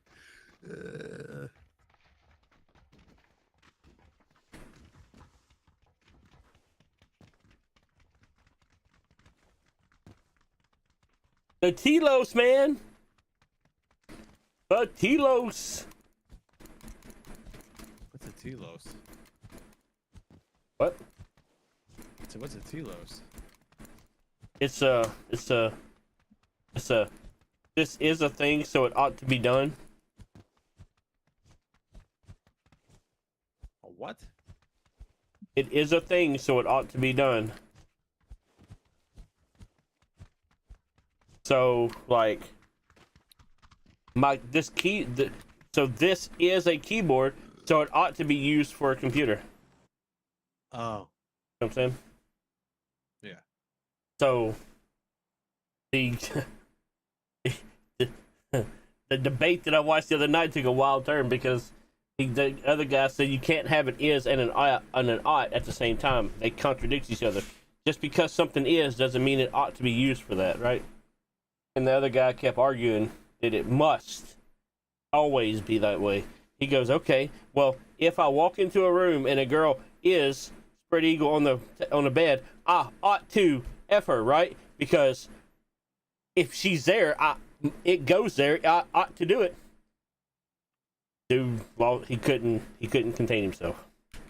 He was like, I just quit. Wait, what? Say that again. I have to pull up. This is a debate. It was a debate. Yes, it was a full debate. And that was a talking point within the debate. No, the talking point within the debate was that was a metaphor being used. Yeah, an is and an ought, right? Because he said the other guy said because this is a keyboard, then it ought to be used on a computer. Okay. So because it is a cheeseburger, it ought to be eaten by me, right? That was his whole. And the other guy was like, "Look, the logic doesn't follow because you can't have the is and the ought because they don't always have to go together, right? Just because you have a keyboard doesn't mean it ought to be used on the computer. You could use it just as a paperweight. Just because you have it doesn't mean it must be used, right? That's what the other guy was claiming. And the other guy was just arguing with him. So he was like, okay, all right. Well, I'm going to give you the most outlandish damn example that I could think of. And now you have to refute it. And it was pretty wild. It sounds pretty wild. Sounds pretty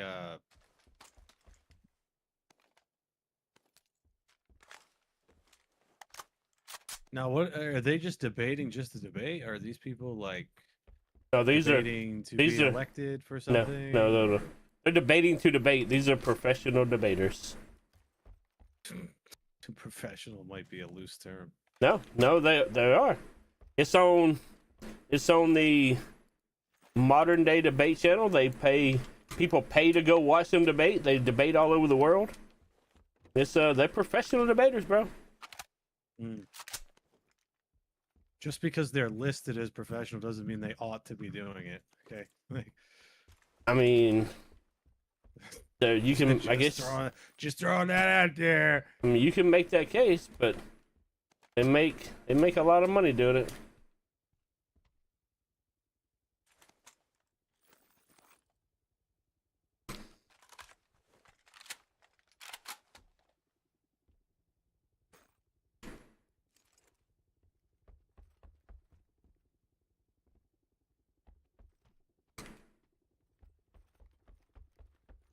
But I'd have to pull the whole thing with context to let you listen to it so you can Yeah, understand it. because it just sounds like a bunch of mumbo Because jumbo garbage. because when you Like, say I it, wouldn't listen to either of those people say anything ever again. nah, it's yes, it makes sense. But when you listen to when he says at the beginning, you're like, what? The hell did you just say? And then when you listen to the context and understand what he's actually talking about, you're like, ah, it's an internal critique of that guy's opinion. And what's up, Guardian? It's an internal critique of that guy's opinion, of that guy's worldview. So it makes sense the way that he. That's the only way that was the most outlandish way to show that guy that your logic is flawed. Flawed. But it's philosophy. It's rough. Very philosophical. Very philosophical. I think they were talking about. I think the topic was actually, do Christians in the West have a moral obligation to support Israel? I think that was the actual thing. One guy's was the affirmative claim saying yes. The other guy was the not affirmative claim saying absolutely not.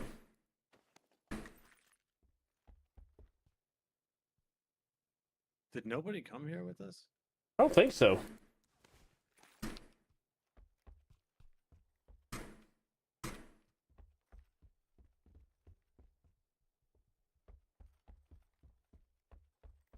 Are you looking for anything else? Because I'm ready to go.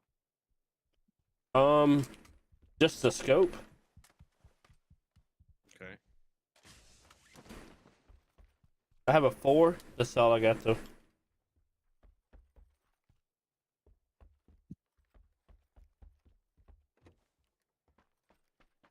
Yeah, Guardian, everything's good, man.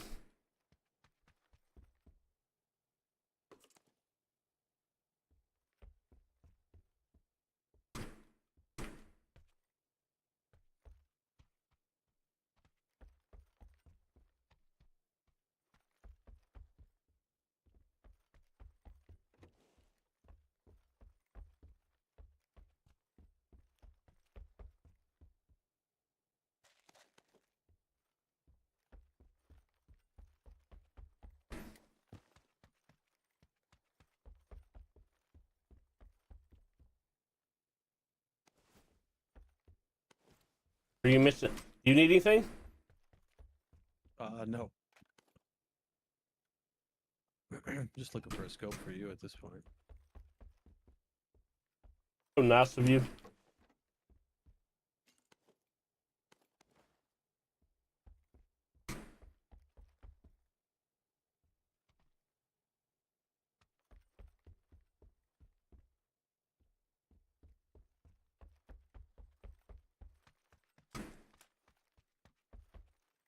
I hear people, bro. What? Looting it on Orange Mark. Alright, well, I'm done here then. I'm coming to you.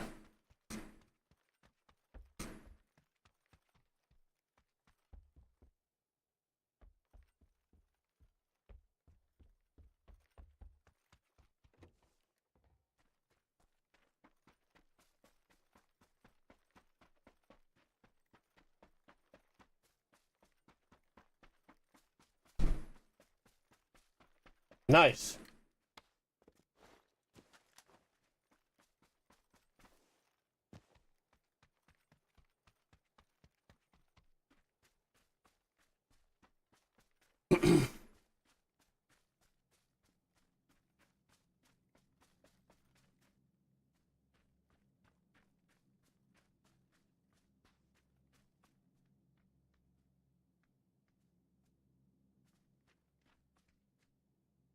Across the road in Orange, you said? He's right. At least the last I heard him was on Orange.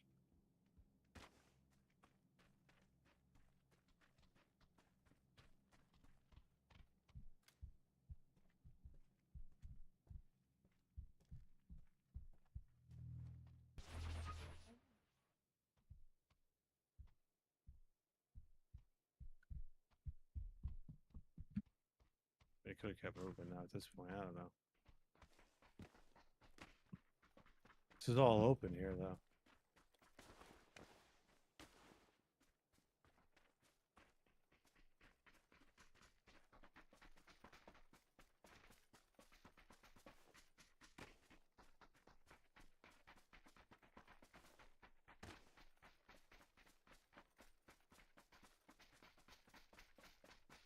Open over there too. Yeah.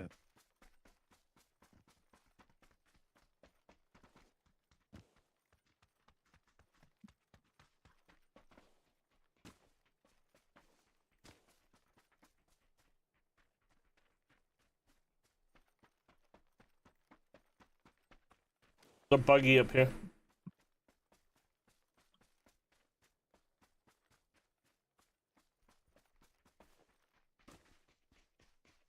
I never heard a car start, so. Yeah, it's kind of what I was. But even this is open. Like windows broken. It's definitely real people.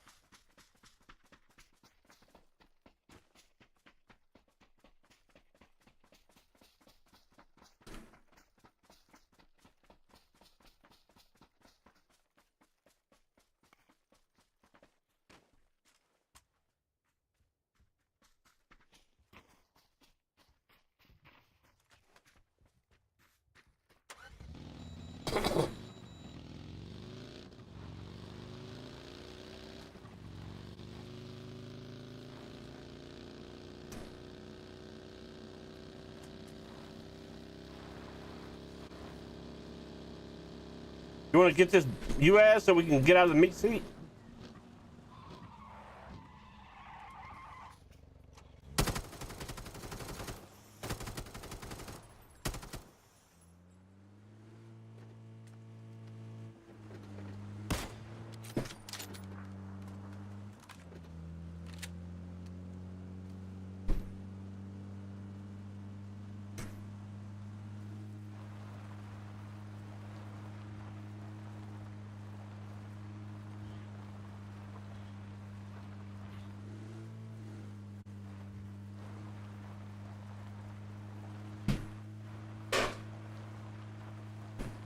Where are you going?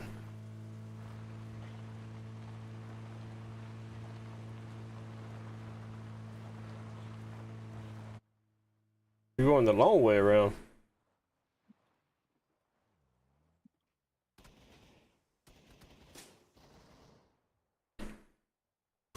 Yeah.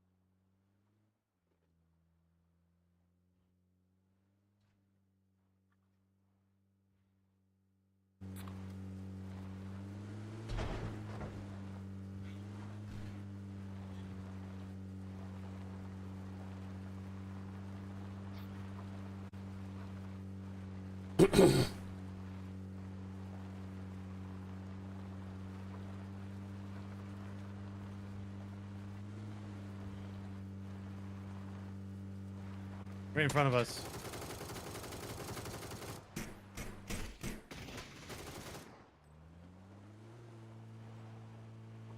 Well, I lit him up. All I can do. You sure did. I only tapped him.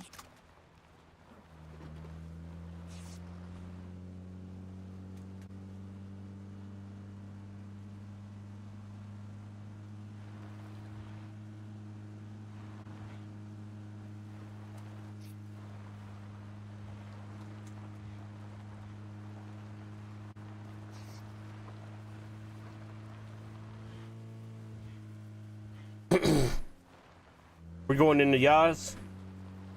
No, we're gonna go around it. Okay.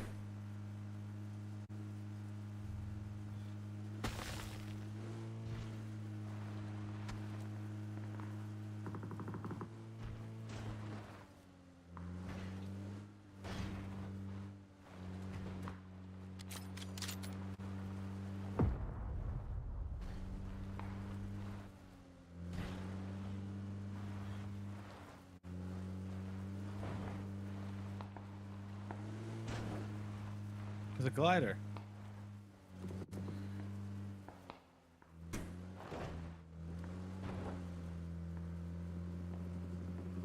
He's flying real low.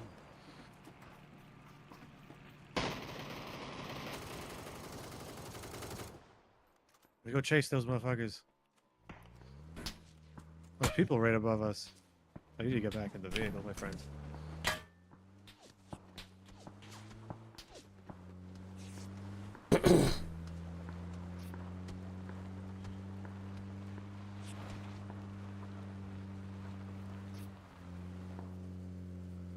Are you ready to shoot at some people if we gotta drive by them? Yep. There's a drop over here.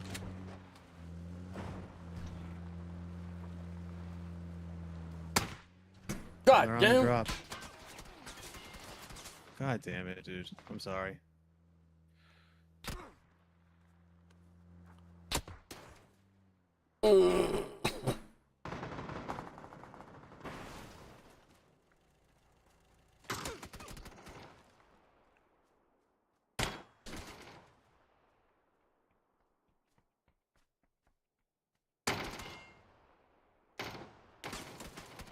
No way, I was behind the tree, bro. Sheesh. I don't have my key binding set to get back in the passenger seat. Oh, you need to fix that real quick then. Like, well, I did. Like, I do have it, but I don't have it for my mouse. And I just clicked. Because I'm used to the old mouse where I could click the button and I, like, panic clicked my mouse. Yeah. And I just said, fuck it. And I just hopped out on the driver's side.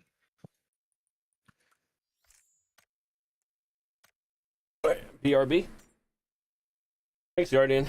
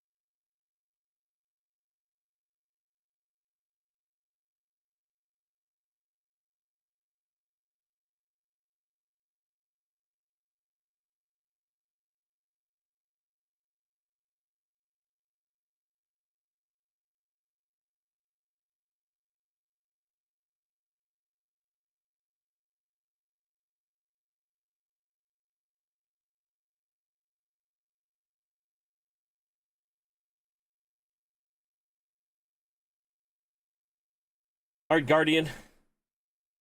Jelly or jam, bro? Jelly or jam?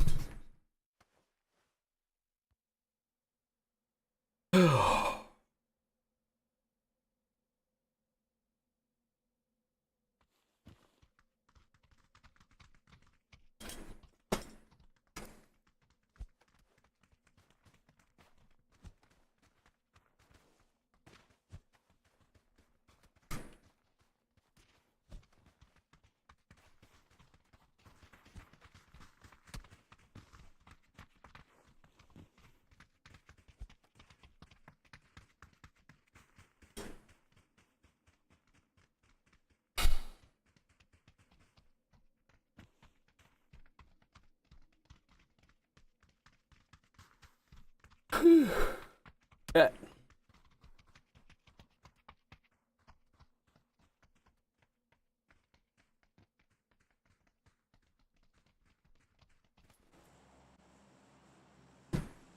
Are you here? You're not here.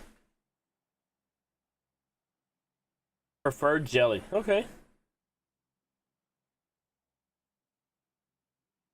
Depends on what side of the tracks you're on, huh? All right, I'm back. Hey, you're back. Train station. Train station? Yeah. Let's go, baby. Where are you landing in the train station? I'm going to land right at this big section. because it's important that we stay together. Yes. Dude, I feel bad. Every time I drive, you get shot out of the vehicle. You know? You make like a whole montage of you getting shot out of the vehicle while I'm driving. It happens, bro. I thought, like, I said, oh, there's a drop. And then I thought, I kind of had a feeling someone would be there.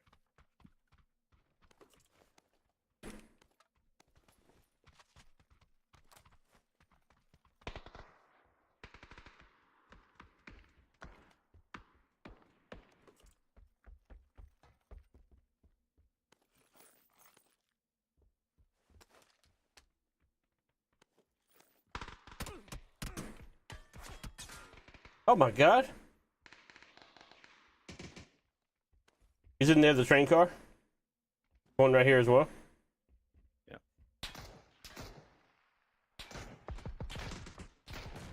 God, dude.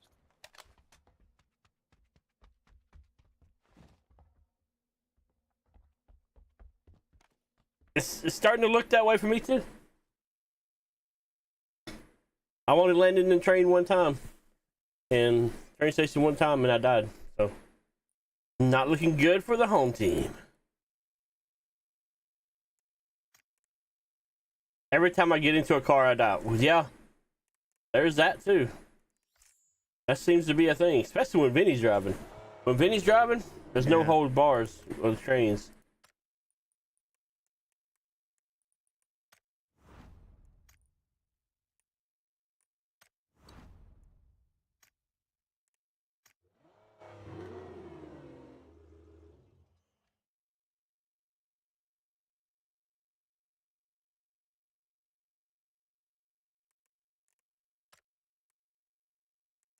Oh, let's go, bro. I got the legendary progressive SLR skin.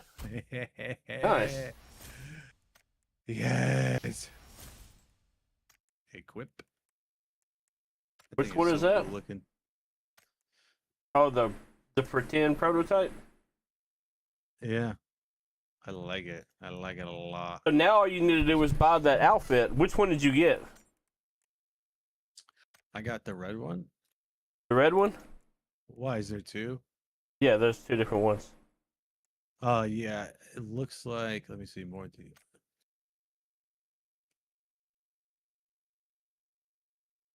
Oh, no, I got the white one, pretend prototype. Yeah. You get the chroma. Okay. So what you need now is to go to Wait, the I thought it store. was red. Hold on, weapons. SLR. Oh yeah, definitely the regular skin. So what you need to do now is go to the store and get that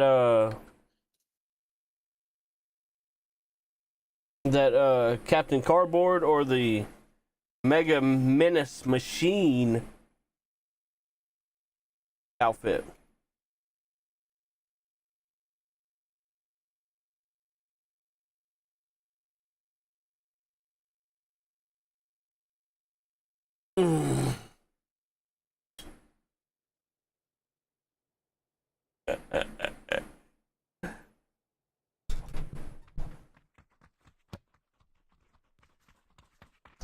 Oh Lord have mercy.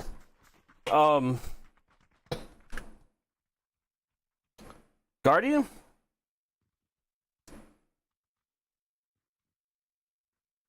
I gave up my seat on the bus to a blind lady. And that's how I lost my job as a bus driver.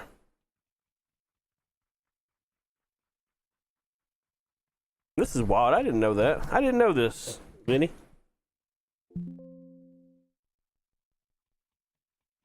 Vinny. Yeah. I did not realize the word gullible is not in the dictionary. Oh yeah. Yeah. Crazy. I didn't realize that. Yeah. Oh well. Yeah, I bet you didn't. I think you'd have to read the dictionary to know what words are in there. I've read it back and forth, bro. What do you mean? Have you? Yeah. You are a man of words. I speak a lot of words. You are. You're very articulate. Not very good. I don't speak them very well. But I speak the words. I don't speak so good. I don't speak so good. I don't talk too right.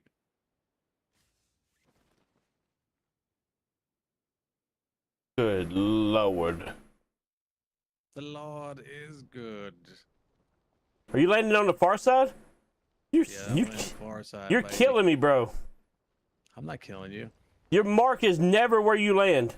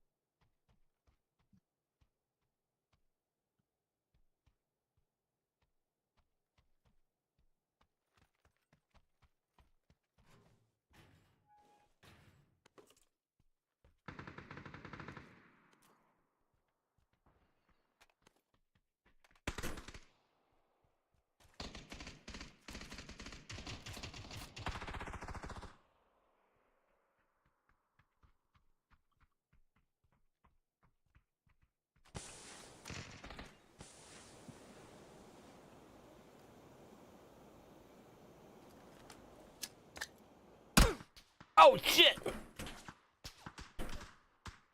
Bitch!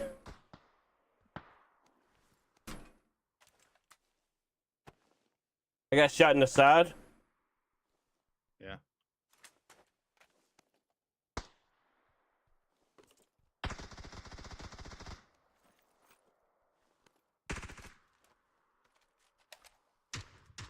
You're getting shot from the tent over there.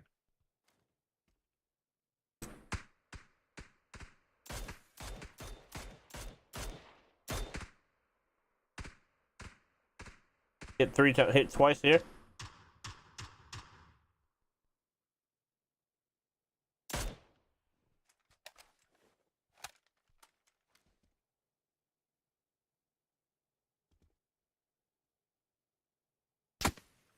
Ow. That sucks. That Emily is salty person. What an asshole.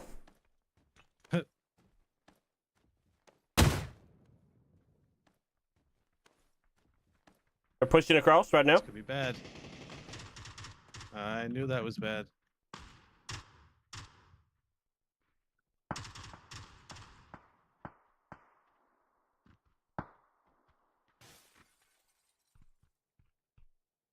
In the other room. Or say, pick up that damn Panzer.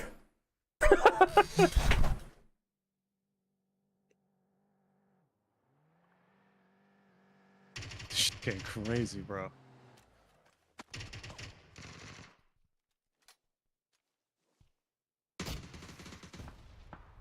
Picked it up.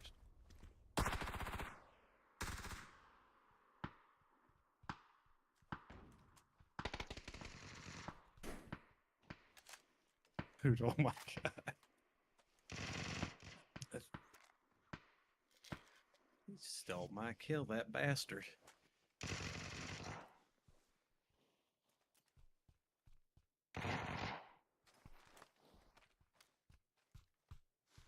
Oh, I didn't mean to do that. God damn it.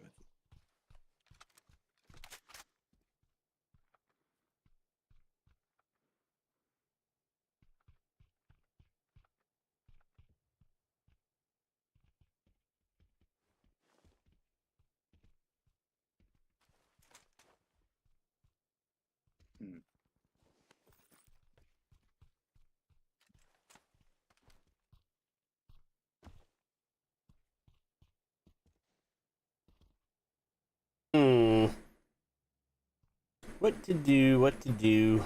I think they're in this house. Maybe.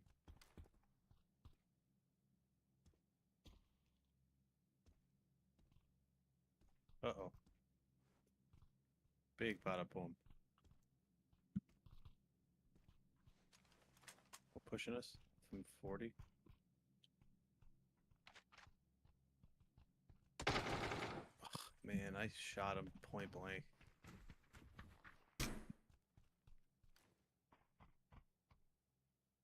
He's picking up something to throw.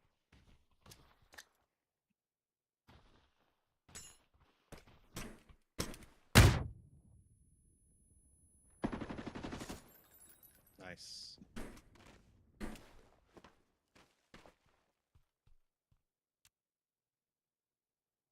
Didn't expect that one.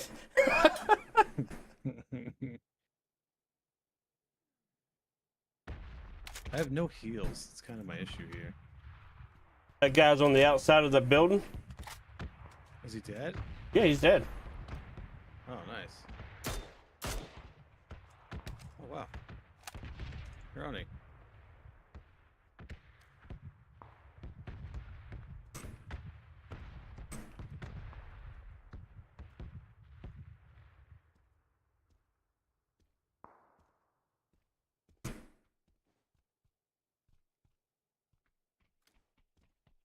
Oh, that's why my pump didn't kill him. He had a 3 vest on. Did you full kill another guy or knocked him? Yeah, he's dead. That's a tree. It's a scar here. The second guy? Oh. Yo, so wait, is everybody dead? I feel like I'm gonna run out here and Emily's gonna kill us. No, Emily died. Oh, did she? Okay.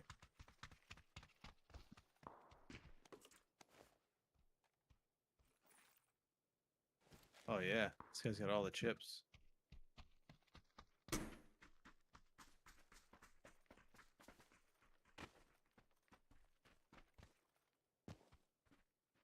Good lord. Every freaking... There's so many bodies over here, bro. Yeah, I know. Never have to loot nothing ever again. Never have to pick anything up from the ground, I should say. It's all in these bodies.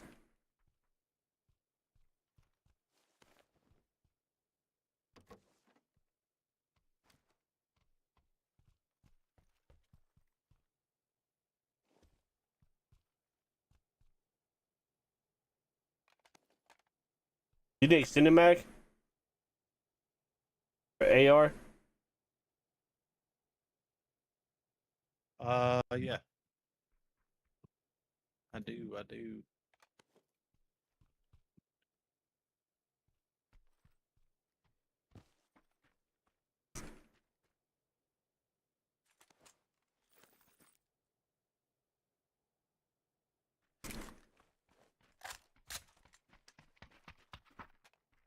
Thank you. Welcome.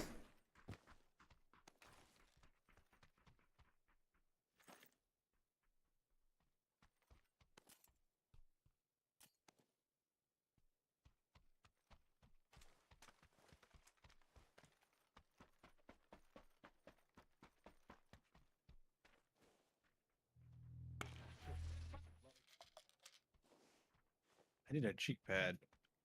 That'd be my only other request. Cheek pad? Yeah. Swapped out for the SSLR.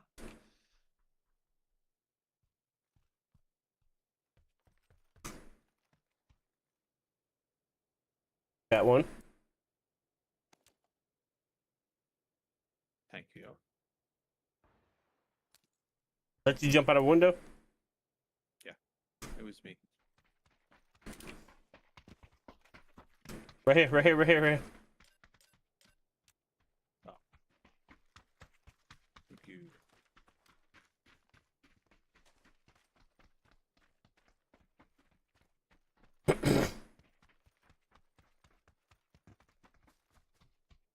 Oh, dang.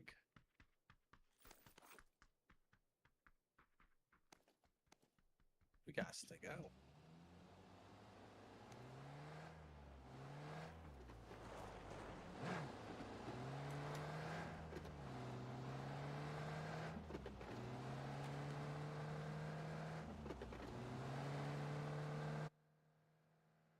Seems like everybody and their brother tried to push it, us. Right Yeah, there. yo, how random was it that somebody drove up to us? I was not expecting that. Oh,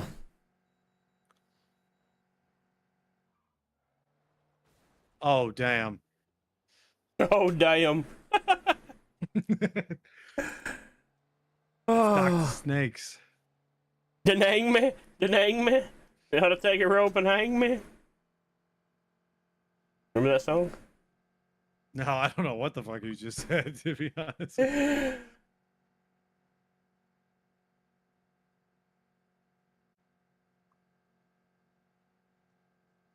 Oh, Lord. Lordy. I sure wish I had some boosters.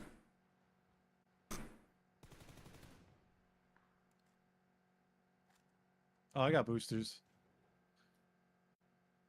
Yeah, I dropped you 5. Thank you, sir. You're welcome. You're a great American. You a PIMP? You can pick the other 2 back up. I can't carry them.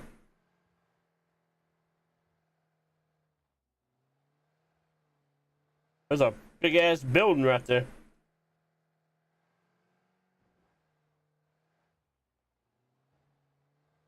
Hello? Hello? I was just saying if there's anybody in the building.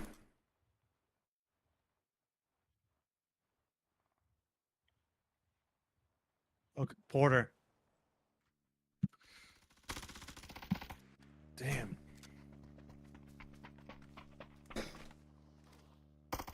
Maybe come back. Yeah. I had blood. Blood.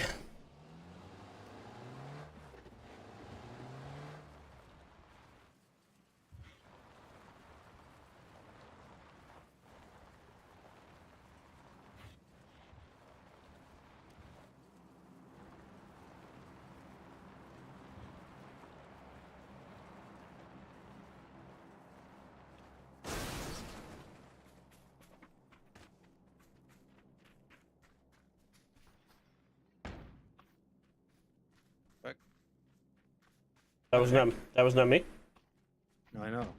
I know it wasn't you. It's like these guys are getting pushed or they know we're here or something. Oh, now they do. One's on the back side of the building. Oh, one's right here on the wall, prone, dude. What the fuck? What? Someone did push them. That was There's yes. another guy from this guy. No. Yeah. No, he's Yeah. over here on the street. Oh my god, he domed me from 4 feet away? He's healing. He's done healing. Nice. I'm second knock. They're full pushing. You gotta fight.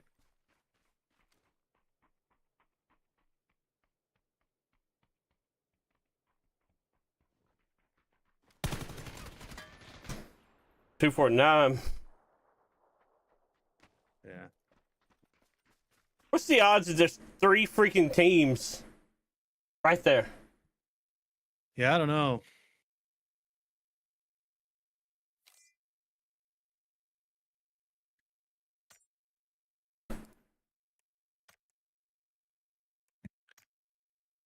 Kinda random.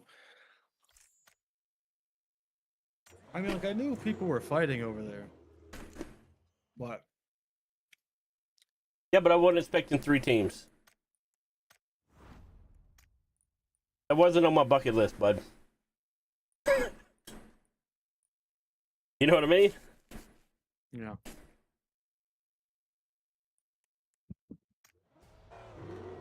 Oh. So, you golfing tomorrow, you said?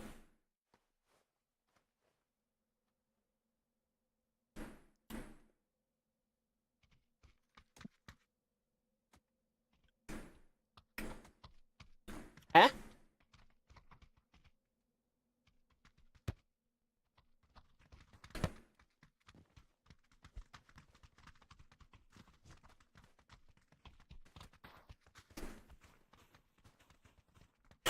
Oh.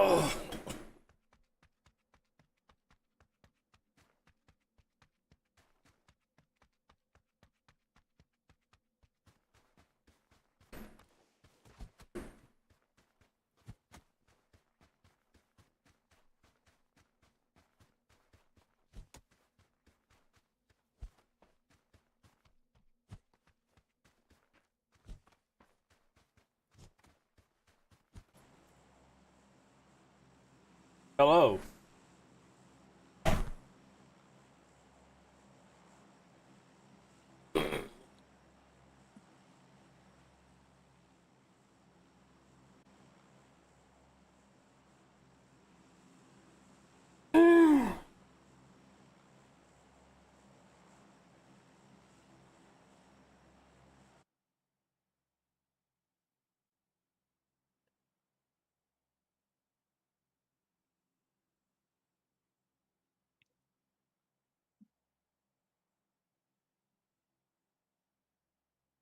Bro, how you gonna call that and then what the fuck?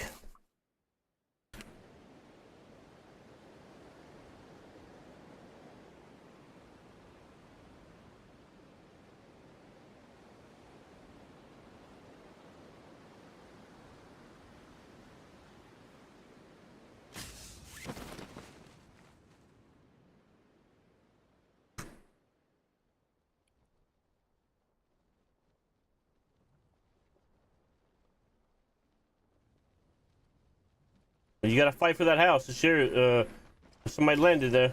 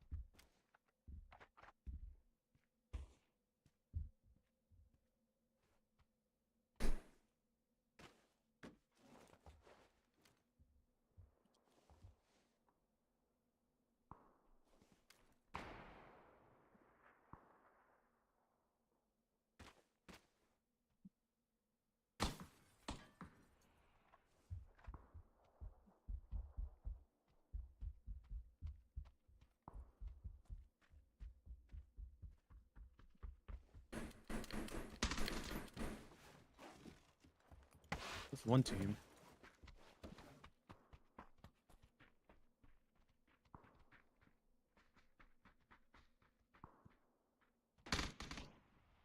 One's in this house. Which house? This one right here in front of us. He's right at that window.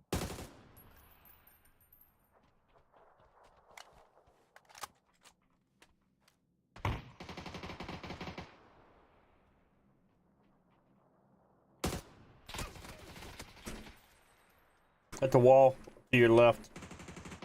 Where'd the other guy just shoot me from, bro? Is At there a the- window right there? Yep. There's a wall to the left as well.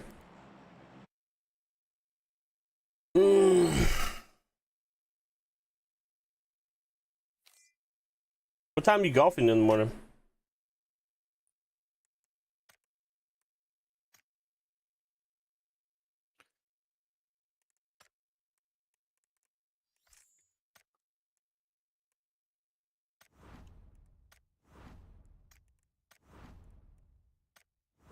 All right, I'm done. All right. That was enough of this game.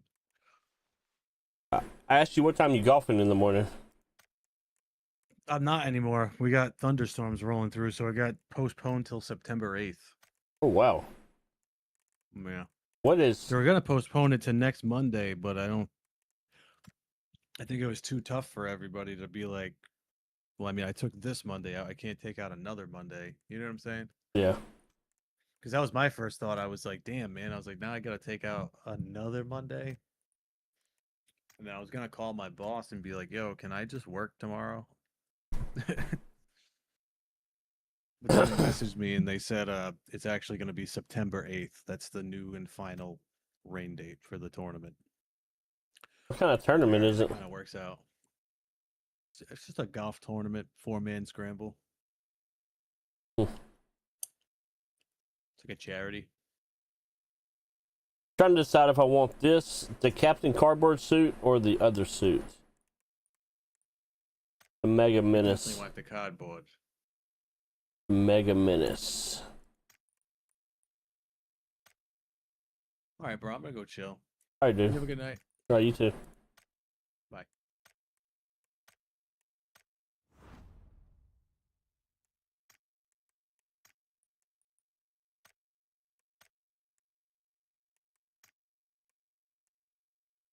$400 coin. Crappy.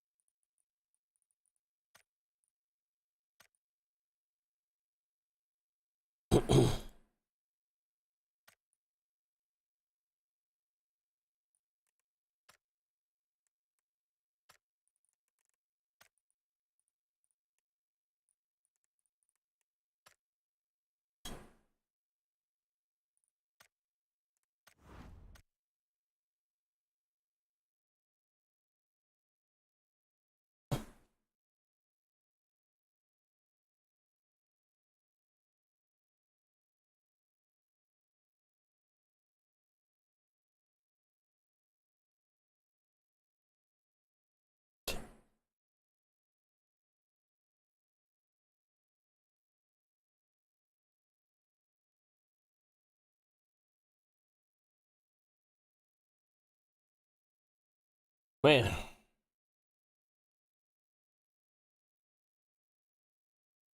I was gonna try to watch this TikTok invasion, but I don't want to do it. All right, well, 8:30. Y'all, let's see.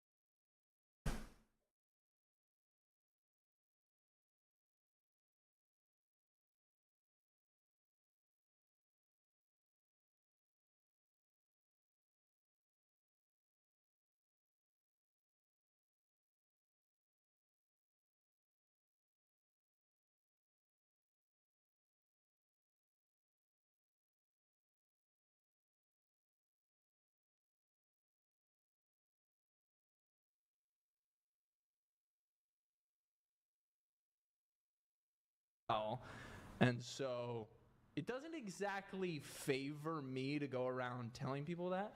Like, I don't think that becoming public knowledge to any of you guys made you more likely to see me in a better light. I guess you said that I it does. appreciate That's it. great. My son's 16, and I'm proud of you for holding your boundaries. I think it's beautiful. That is awesome to hear. I love it. That is not the.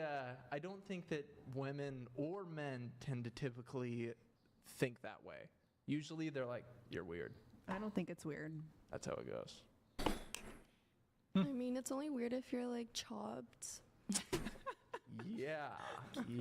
If you're chopped, I mean, you could be chopped in half technically and still have a really good sense of humor and go out there and get a lady. So, shout out to all the short kings. It is possible. Private chat. You could still be chopped, but if you develop certain things about yourself, you can definitely still get a girl. Do you think you'll really find what you're looking for? I have hope. But I'm also very content. Like, I'm a very content guy. And so to be single in today's society, it's very peaceful. I mean, whenever I watch this podcast, it does seem like the world is kind of burning when it comes to the dating side of things. And so I feel like it keeps my life simple. I don't have to deal with a bunch of drama, pregnancies. I don't feel like paying alimony either, STDs. It really does give me just like a sense of peace that I feel like I can live my life with. So, I mean, there's a trade-off. I don't get to have that experience, but I am hopeful. I think that it will happen, honestly. But we'll see. Who knows? Somebody DM me. No. Yeah, I know there's a virgin lady. Get me married, Brian. Why am I not married yet? First off, last time, over a year and a half ago when you were first on, remember what I said? Mm-hmm. Remember what I said? I said, what did I say? You said, you are my penis. Sort of. I said, your dick is my dick. Your dick is my dick, and I'm gonna find you a woman. Yes. I'm gonna find. Brian is the gatekeeper. But you didn't let me screen any of these girls. You didn't let me. I should be the gatekeeper. I'm the gatekeeper, dude, for down here. But so you have been on dates. Tons. Yeah, so I actually went on 50 dates in 2025. 50? Yeah, in 2025, that was my year. I'm a guy who believes in getting in a lot of reps, you got to put in the work. And I understand that what I'm looking for is a very, very small percentage of the population. So I was like, 1 date a week, we're going to make it happen. Okay. Yeah. She's a slut and she knows it. Such a slut. No, 50 dates. 50 dates, you said? And not a single one was successful. No, I actually had plenty of successful dates. A lot of guys don't believe me when I say that. I met a lot of great women. And I actually met quite a few virgin women because of how I was navigating things. It's crazy, Brian, but there are actually some virgins on dating apps, which is wild. Well, they claim to be. So I actually had plenty of good dates. A lot of girls that I met were really great, but I also need to really mesh with a girl. Like, I've fallen in love 2-3 times before in my life. And so even if a girl is Christian, she's a virgin, she could be great, like, I have a good time with her. If I don't really click with her, then I'm not going to keep dating her. So I did. You're saying you've been bamboozled. I've definitely been bamboozled. So the girls LARP. They're LARPers. Girls definitely LARP. They claim that they're Christian or that they have this XYZ value, Yes. or they even claim that they're a virgin. Correct. But they're not. Correct. That happens very regularly. And especially because I'm public about everything now, because I talk about this stuff on social media.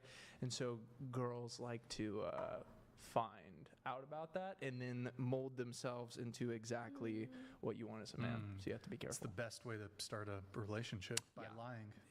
By It really lying is, about isn't it? yourself. Yeah. So wait, okay. So I had to step away there for a moment. I believe viewers, I think I fixed it. Maybe if you're still dealing with issues, try refreshing the page. Some quick little reminders here really quick. $10 display, $100 $99 plus instant TTS. It's now instant, guys. There's pretty much no delay. It's just going to come in right away. So if you really want to jump into the convo, add your piece. We are back to instant TTS. Tiffany, pull up Twitch, twitch.tv/whatever. Guys, drop us a follow and a Prime sub if you can. All the virgins in the chat, I need you guys to drop a follow. I need to see 3 Prime subs, boys. We got almost 1,000 people watching. It probably, we fucking lost some when we started getting a bunch of lag. Kind of unfortunate. Unfortunate though it may be. Hold on, let me check what. Yeah, unfortunate with the lag, but guys, drop us. We need to see 3 Prime subs, boys. Show some love on there. Also, if you're enjoying the stream, guys, like the video. Get us to, where are we on the likes here? We're almost at 1,000 likes, guys. Get us to 1,000 likes, maybe 2,000. We got about 5,000 people watching just on YouTube. So get us to 2,000 likes. We need about half of you, less than half of you at this point, I guess. Hit the like button, get us to 2,000 likes. a few other things. Guys, debateuniversity.com if you want to learn how to become a master debater, debateuniversity.com. All right. Okay, so the virgin thing. So just to be clear, just to recap, girl, like 100% necessity, girl must be virgin.